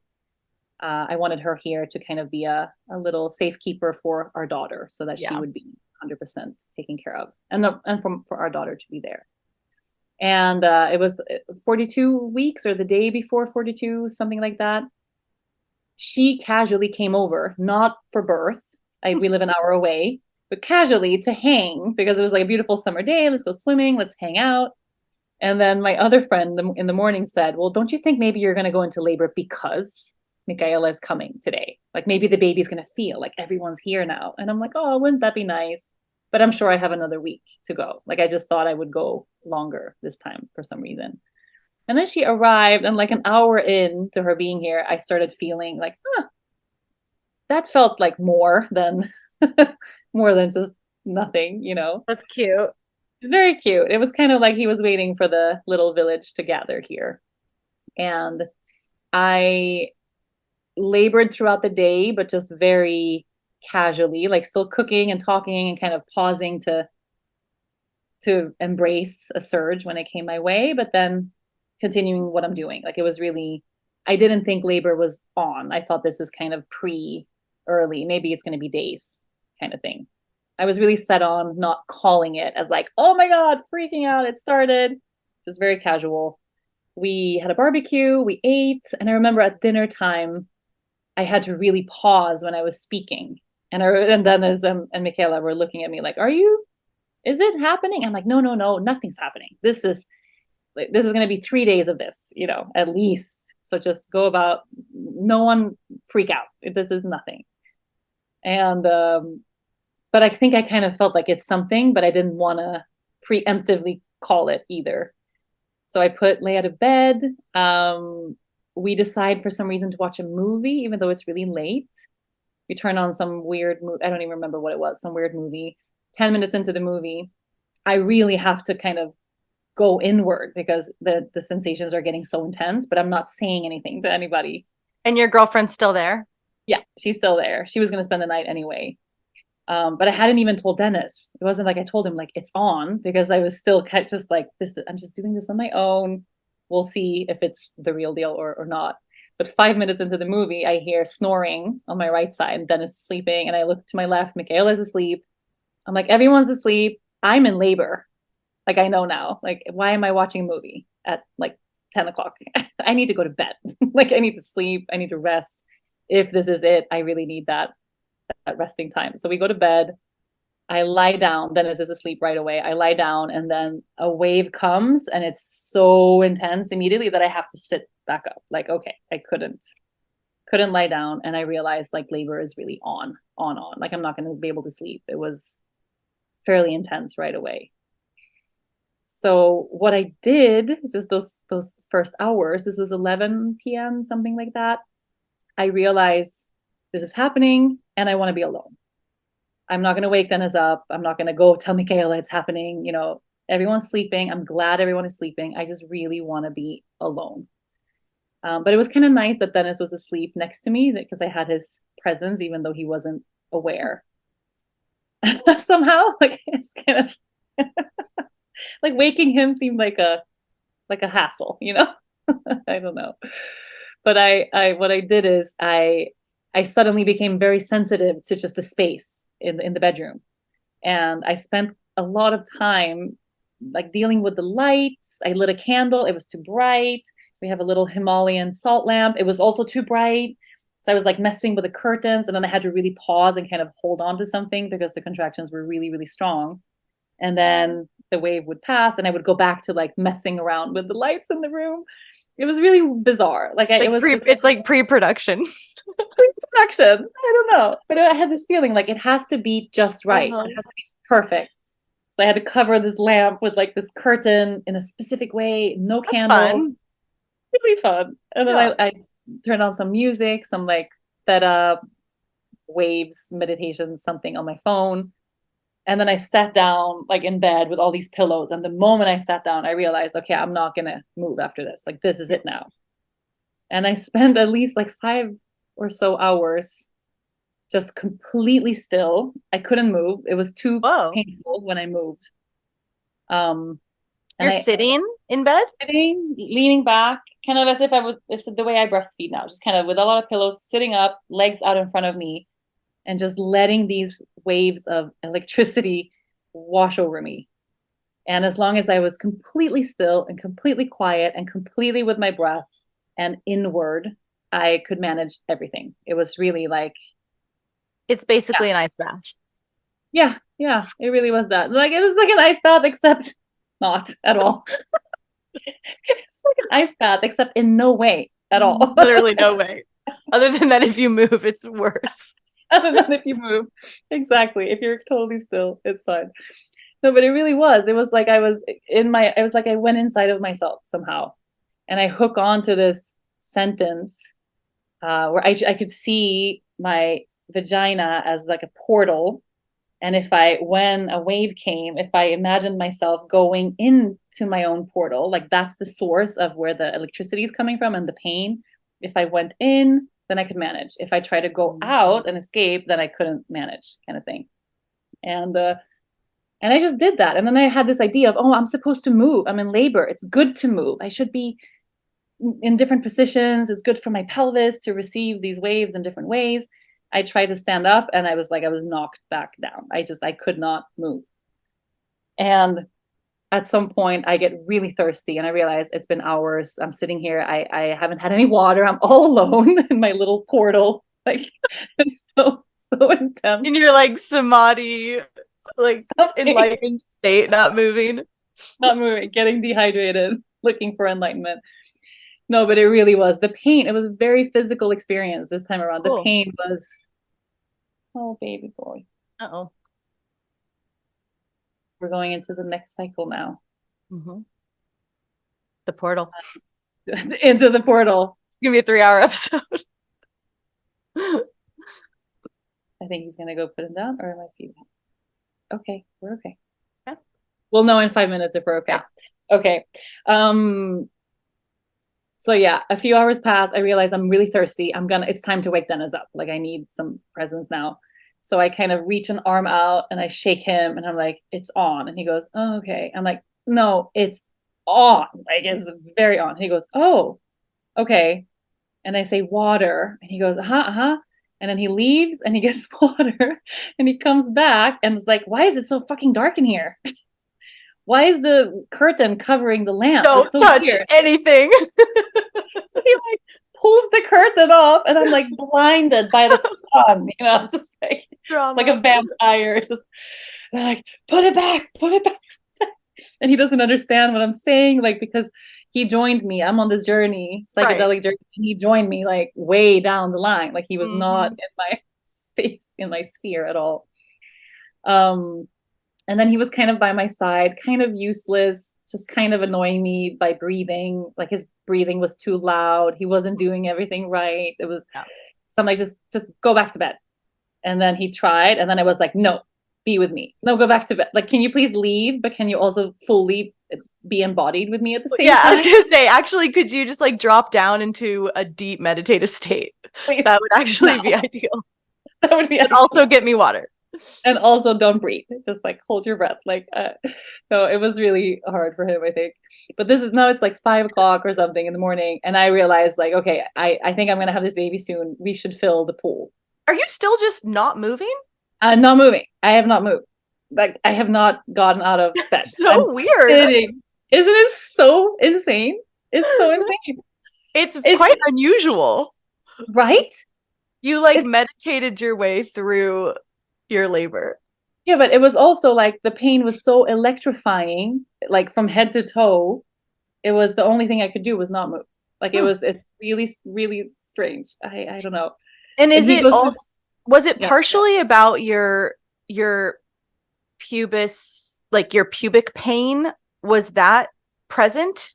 No. Around? Okay, it was just like labor sensations. It was just labor sensations, yeah.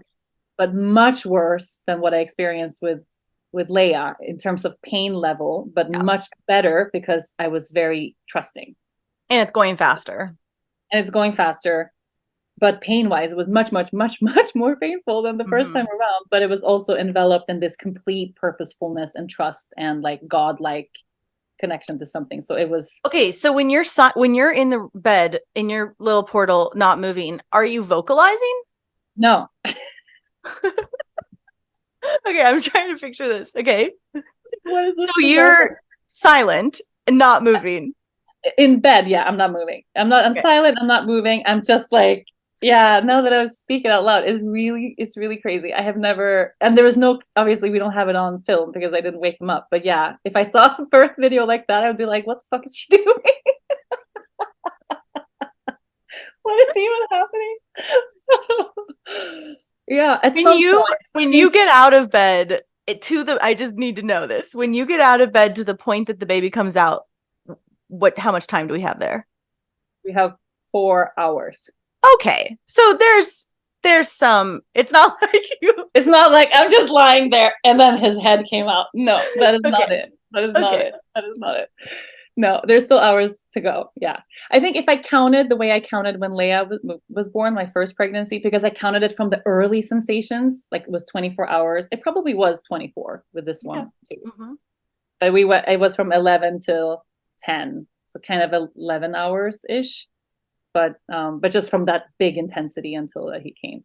Mm-hmm. But so I tell him to go, like we have to fill the birth pool, go do it. And then I'm like, but don't go, but stay.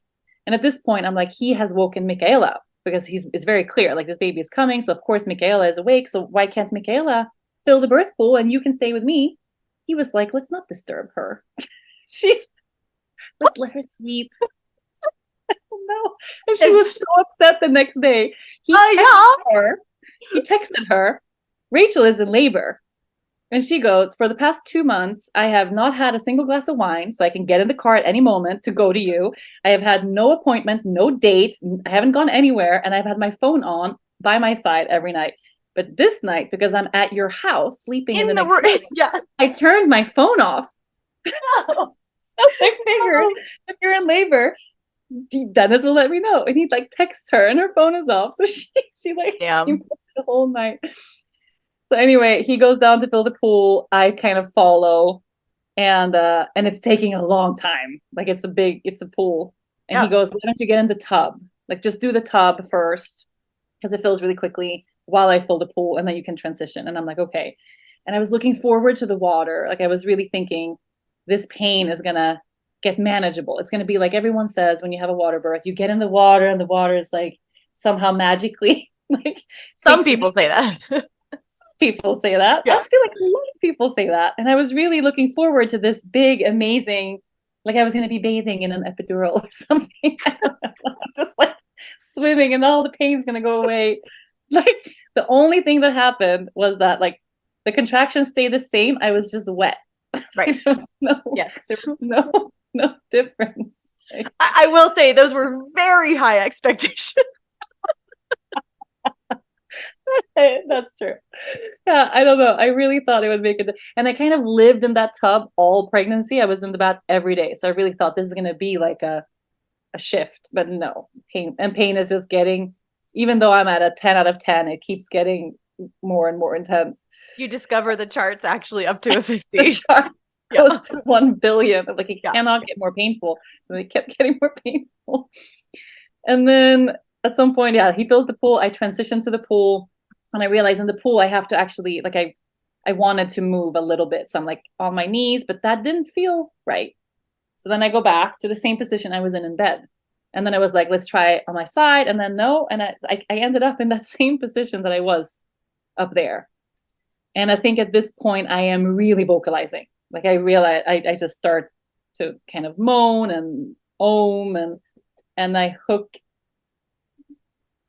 Is everything okay? Okay, you cannot come in, darling. I'm coming out soon. No. Can I come in? No. And I start vocalizing, and then I hook onto the sentence where I say into the portal. And I'm just like repeating that, and I'm like, into the portal.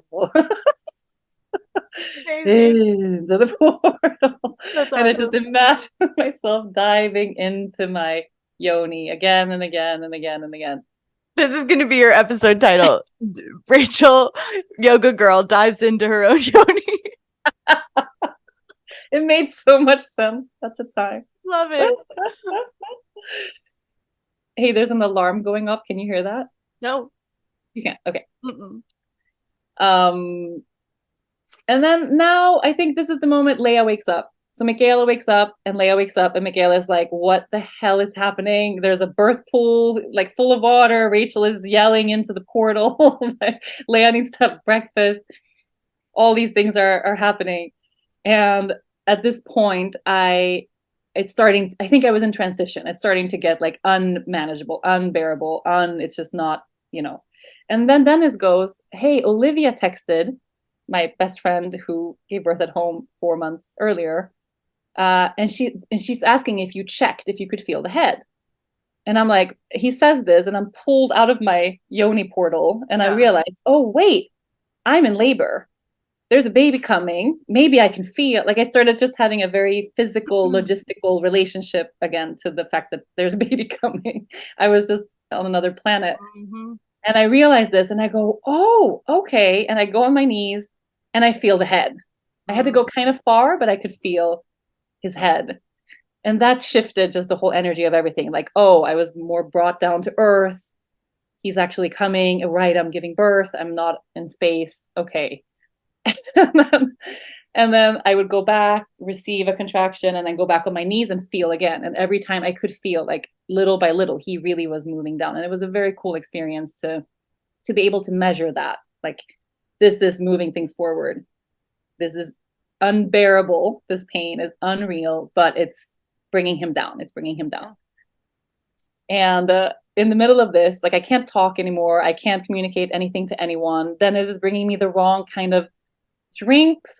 And at some point in the middle of this moment, I think probably transition, like the peak of the hardest moment, he goes, "Do you want coconut water or regular water?" No.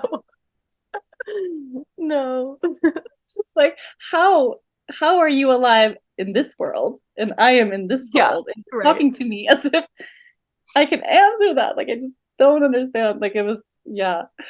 And he gets in the pool with me and he starts putting some pressure on my hips and lower back, which was really helpful. And this is the moment where I smell the smell of coffee. Somehow. Poor Dennis. He has, with one hand, texted or told Michaela somehow that he's like, he needs coffee. Sure. He's a barista. He roasts his own coffee. Coffee is like a very big deal for him. And I smell coffee and I hear Leia that like in the other room. And I'm like, how is there coffee being made in this house when I'm like in the depths of fire? Like I'm walking through fire and they're just making fucking espresso in the kitchen. Like just another day. Yeah. Just another day. Yeah. Leia comes in, and she goes, "Oh, mommy, is it happening?" And I say, "Yes." And I was able to kind of like look at her and I say, "Yes, the baby's coming." Like I could anchor with her. She holds my hand and she says, "Breathe in, breathe out, inhale."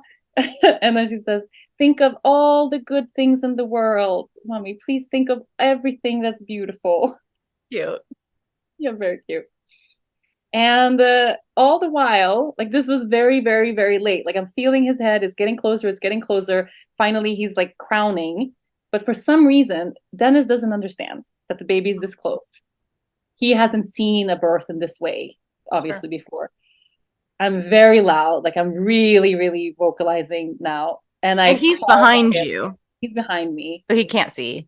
He can't see. Yeah, I just say, all I say is I feel his head. And I've said the same thing 5 times. Like I kept checking. I feel it, but I didn't say it's closer or, he didn't really know. And then Leia comes in again and makes a joke with Dennis. I don't know what they were joking. They have a really cute relationship. There was like a joke being made. And I realized this is the wrong energy for what we're doing. I need you to not. There's nothing funny going on right now. This moment. And I call for Michaela. I'm like, "Michaela, get in here and hold some fucking space." And she said up until that point, she had kind of thought I wanted to be alone. Sure. And she comes in and I grab a hold of her. So I go to the front of the pool and I'm like hanging over the pool, holding her arms, like digging my nails into her arms. Dennis behind me. And he's crowning, like he's coming. But they don't get that. They think this is contractions. So his head comes out in the next contraction and I hold his whole head in my hand and I say, "His head is out." And Michaela goes, "What? The head?" And I feel that everyone scrambles. Like there's no video, no one's filming. You guys! I know. And I'm like, how do they not know? Like my vagina is like being pulled in every direction. I'm like, This is unbelievable. And they're just like, no one was on the same trip as me in that bathroom. But I yelled. And also to their credit, they were brand new at this. Yeah, first time. If anyone had seen a birth, like if there was a birth keeper or someone there, they would know like this is happening now, of course. The camera would be on, the coffee would be being drank in a different room. Exactly. Totally. Yeah. But it was also nice that everyone was just very like, oh, it was very so sweet. Very sweet.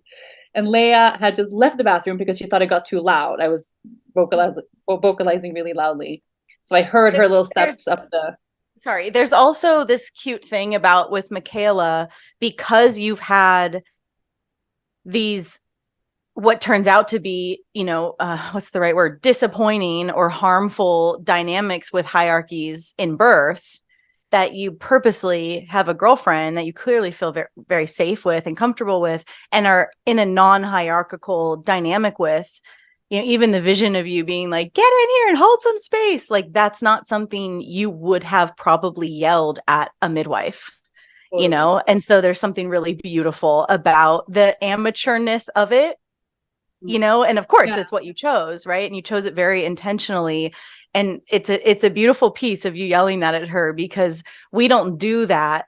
And we don't like yell for what we need in positions of authority, or two positions of authority, you know, but to your sister, you got to really scream for what you needed in Yeah. that moment. It's really sweet. And it was amazing that she was also be able to provide that in her totality. You know, there was no Mhm. feeling of like, am I doing something wrong, or do you need this? It was like I could state my needs and she could meet that need. Mm-hmm. So it was really, no, it was beautiful. So then I hear that Leia wasn't there, so I'm aware enough that I know she's not there, and I really wanted her to be in the room. She really wanted to be in the room, so I yell like, Leia, his head is out, and she runs back down. She makes it into the room right in time. Oh. I have his whole face and his whole head in my hands, and yeah, all the pain went away. This was like a very, very cool, maybe the coolest moment of the whole birth was that some sort of vacuum happened in time where I can't hear anything else. Nothing else exists. It's just his head is in my hand, and I feel his whole body turning. It was like a fish feeling, like moving inside of me, and I could really feel every millimeter of this full body turn that he's doing. And at no point, this was also very important for me, I think, at no point did I really feel like I had to force, or there was a little bit of pushing where I intentionally realized if I push a little bit, this pain will be over faster. Like if I push a little bit, he will come down. But it was barely, like I was kind of touching at like a 5% of like a push. You know, it was just like I'm kind of present there with my, yeah, with that energy there. And then the final push, it was like it kind of happened on its own. And he comes out, and I sit back to grab him because I was on my knees holding Michaela, and Dennis behind me, and Dennis sits back with me, and I pull him up on my chest, and he's silent, and he has the cord wrapped kind of in a funny way, like it's around his neck, but it's also like a seat belt, like it was around his body. And as soon as I see that, I realized, oh, I knew this was going to happen. Like I knew he would have the cord. I really totally knew. I'm not at all nervous about that. I just realized because it was wrapped twice in a weird way, I didn't know which way to begin unwrapping. I don't want to pull on the placenta. So there's a moment where I'm like, it's just a second, but I'm like evaluating this baby with this cord and like, okay, this way. And then I pull the cord off of his body. And as soon as the cord goes off, he lets out this like roar, this big scream, like, wah! And he's really, really vocalizing, really making his presence known, like right away. Just was very, very, very alive and very, you know, when I pulled Leia on my chest the first time, my first thought was, oh, she's alive. Like there was a part of me that thought that maybe I'm going to birth a dead baby because all these people told me that this is so dangerous and it's not going to work. And with him, it was like he was the most alive baby ever. Like, you know, it was really like, of course he's alive and well. Like it was such a closing of that wound in that moment. It was right, awesome. because there's so many layers of the unconscious and of the stories that shape us that are going on in the background. Exactly. Love it. Okay, Love so it. he comes out. He's so alive. Leia made it. Leia made it. We have it on video. It's a 1.5 minute video. That's all I have from the whole birth. It's that moment. And Leia's there, and we're all kind of yeah, she's on the side of the pool. Our dog is trying to get into the pool. Apparently, at some point, Dennis thought, like at some point near the end, that I had pooped in the water, and we had this little like sieve thing. He goes to take it out, but it was the mucus plug, like came really late. He like puts it on the floor just to get it out, and the dog ate it. Yeah. Okay. I knew it was going to go there. Yeah. He was just like so very present. Yeah, the dog just took it and ran and had a great little snack. But the fact that the dog You're even more bonded. You're even more bonded to the dog now. So wait, did you even say when your water broke? No, I didn't, because it happened in the water. It happened really late. And it was kind of like I didn't know. It wasn't very obvious. I think the waters broke because I felt like a little bit of a rush, like a but then when I felt his head, it also felt like there was a big, but it could also just been a slimy head. So yeah, it wasn't a big deal. The water just broke at some point, I assume, but it wasn't like it In the happened waters. Yeah. It's harder to tell in the water. right, right.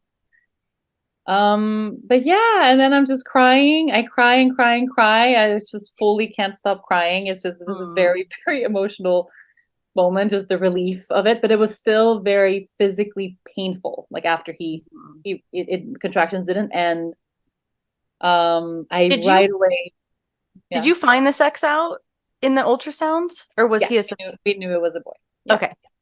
yeah. At some point, I double checked, but yeah, Yeah. he was like, oh, that's different. So you're still in pain. I'm still in pain. I want to get out of the tub almost right away. Like I started feeling kind of cold. So we had a little mattress on the floor with some pillows, and I get there and I lean back, but I'm still in very intense pain. Like contractions are still coming, very uncomfortable. Like I didn't have this rush of oxytocin and oh my God, relief because yeah, because of the placenta, I think Mhm. still there. So I drank some broth. We really had this little cocoon that was so preserved, no phone calls. We didn't nothing disturbing anything, just all of us cocooning in that little bubble with the baby. He went to the breast right away. Like it was very, very sweet and beautiful. But I was like, I need to do something. Like I need to get this placenta out. Yeah. And so I think I had planned that if it doesn't work out, because I heard you say to like cough can help get the placenta out. But I just went into a squat with the baby and I wrapped my fingers around the umbilical cord and I just yanked. Mm-hmm. Yep. That's exactly what I did. That's what Yeah. you did. Mm-hmm.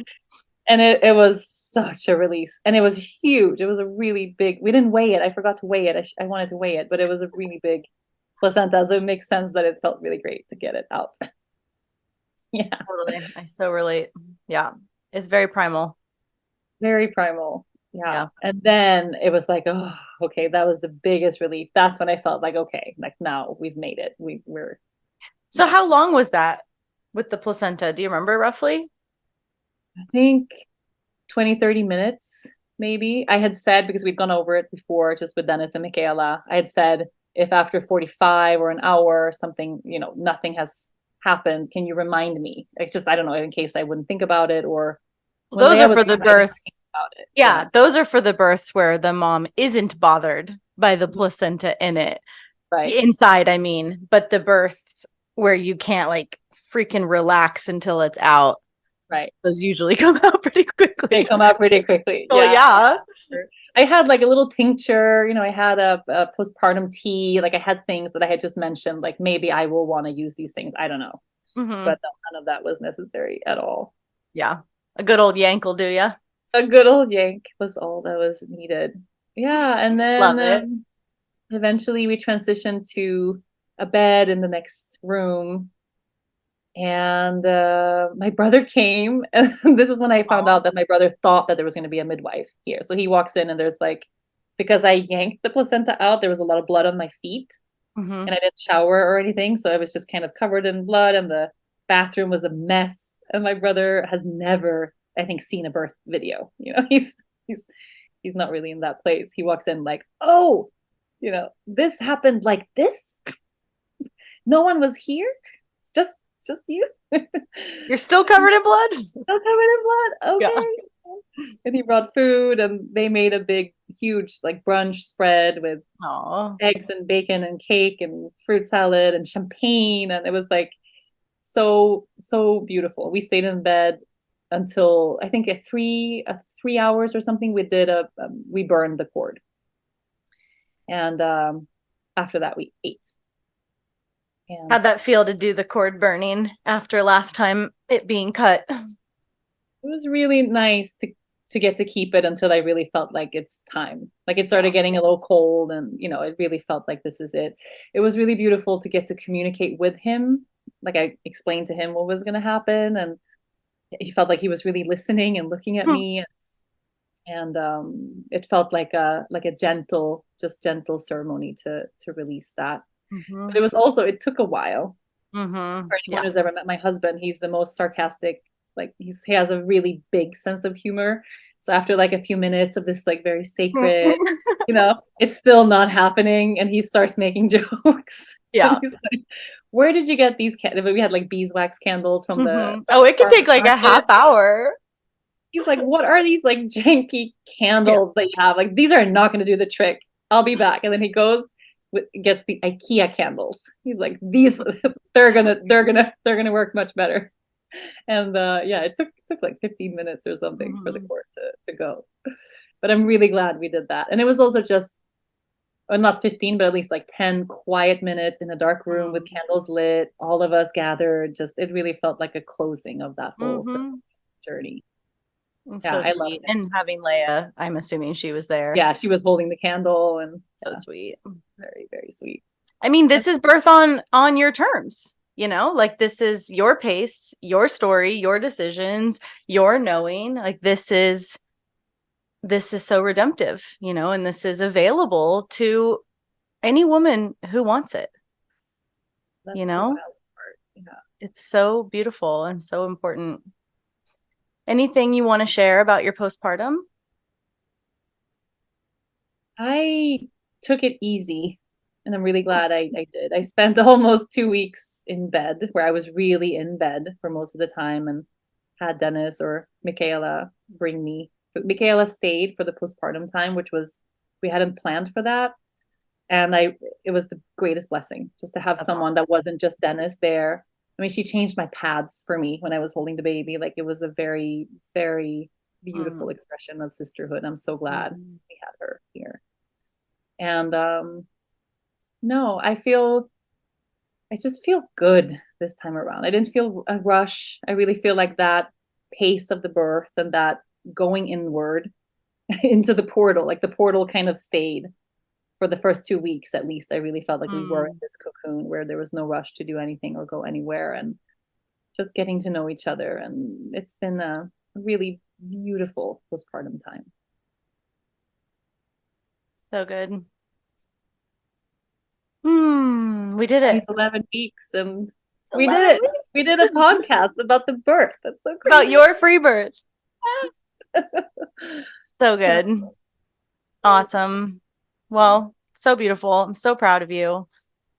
And I'm reminded of one of my favorite quotes of Sister Morningstar. And she says, what one woman can do, all women can do. And I hope anyone hearing this really internalizes that and lets that be true, because you and I chose this, right, for ourselves in our own way, and it's what's available to anyone listening and anyone interested. And that's really the most that's the thing that connects all of us, is motherhood, is all people born come from women, come from mothers. And there's this, golden chain of mothers around the world who are opting into self-responsibility and opting into healing and opting into intact birth. And it's so, it's not an exclusive club. It's available, to anyone who just wants to turn on that consciousness and claim it for their own.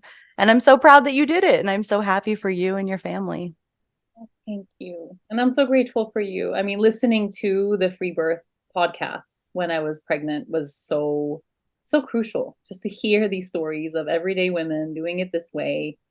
De-dramatizes the whole thing and makes it feel so down to earth and mundane. Like, that was maybe the best part of this birth, was just how normal it was. Yeah. We were just sitting there having breakfast right afterwards and going about our lives. Like, that was something that part of it, I really feel happy that I get to share, that it was just and from your mom's traumatic births to you laying in bed with your family in bliss and ecstasy, like how quickly we can shift our lineage's story and set a new tone and set a healed tone and like a whole new up level. It's so inspiring how quickly we can do it, through the generations, and that your daughter watched you birth and was a part of all of this. And it just can change so fast for the better. It's so cool. And I remember hearing you say also, just connecting back to the lineage of, it was only a couple of generations ago that our own ancestors birthed exactly in this way. And I think because I have ancestors from this area, I wonder on this farm, like on this homestead, just a couple of Oh, yeah. generations ago, babies were Ooh, born just like goosebumps. this, Yeah. and we got to do that again. And it just feels so, so special. Yeah. And you set a tone for living by example, right? Is such a cool part of having eyes on you is your own daughters and then the wider world. It's just so exciting of what becomes possible, because that's what everyone says about the podcast, is just hearing that it's possible for all these other women makes it possible for me. And I guess that is a question I have for you before we end, is how has it felt to hold this space and kind of come out? Like, I know you posted the cool video of grabbing your baby, and I think you said it was a free birth in the caption. So, but beyond just Instagram, like in your community, in your friends, what does it feel like to be on the other side of it and be public about it? It's both amazing and also really, really challenging at the same time, especially living here in Sweden. Right.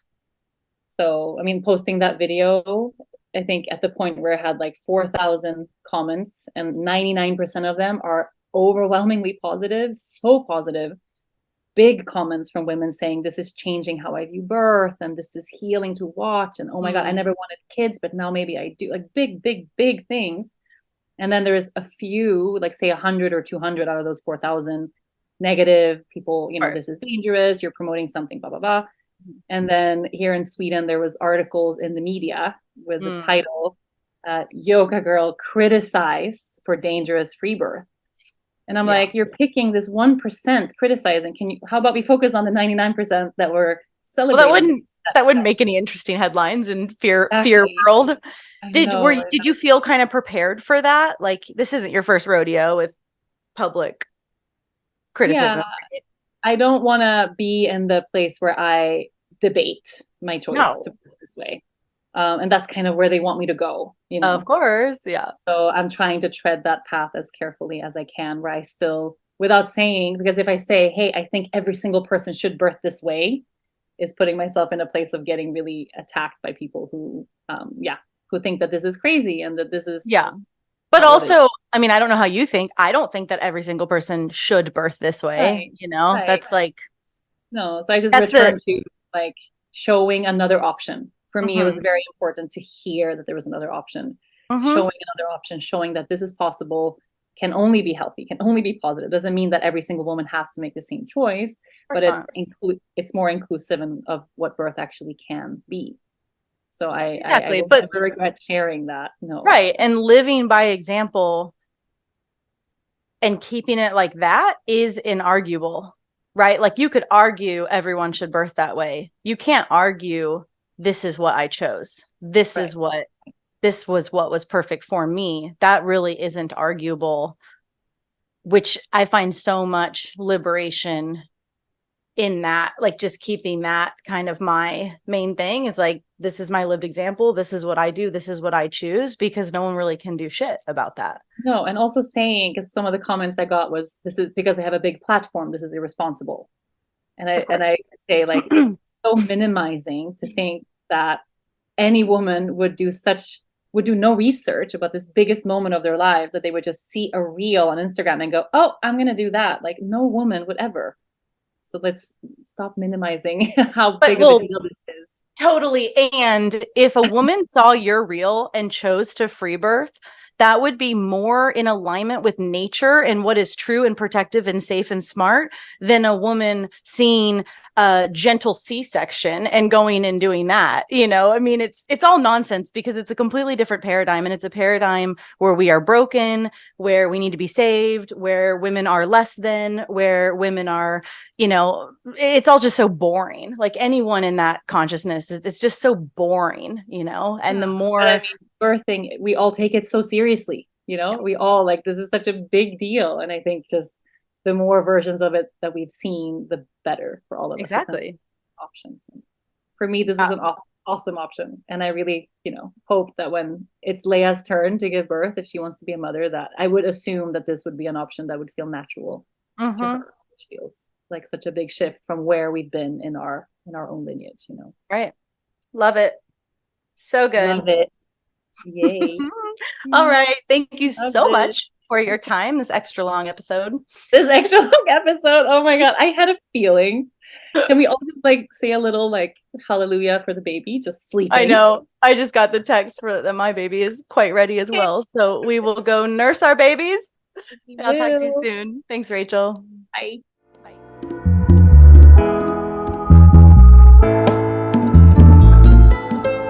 I hope you enjoyed the show today. You can support this podcast by donating to it on freebirthsociety.com and leaving an awesome review on whatever platform you listen on.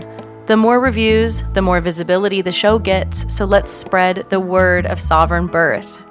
We've always got a lot going on at Free Birth Society, and you can find out about all of it at freebirthsociety.com, at Free Birth Society on Instagram, and opt in to my newsletter below in the show notes.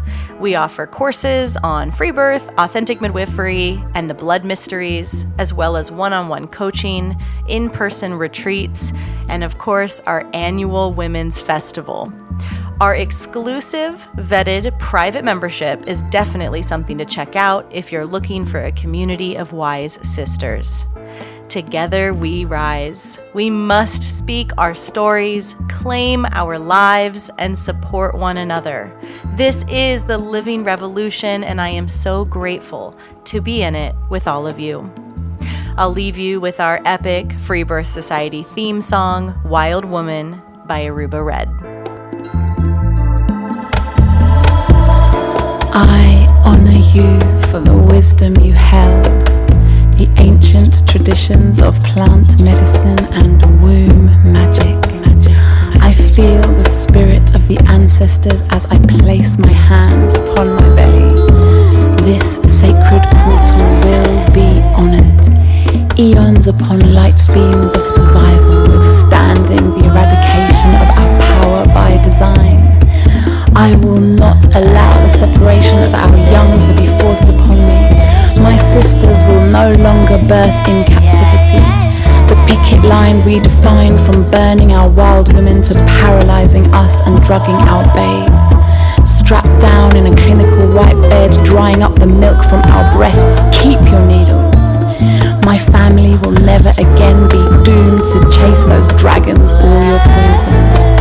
We reject your fear. We choose love. Everything with intention. Death, ascension. I will fly and bring her back from the stars. Conscious conception. Conscious conception. Wild woman, she still lives inside. Wild woman, from you I will not hide. They could not burn your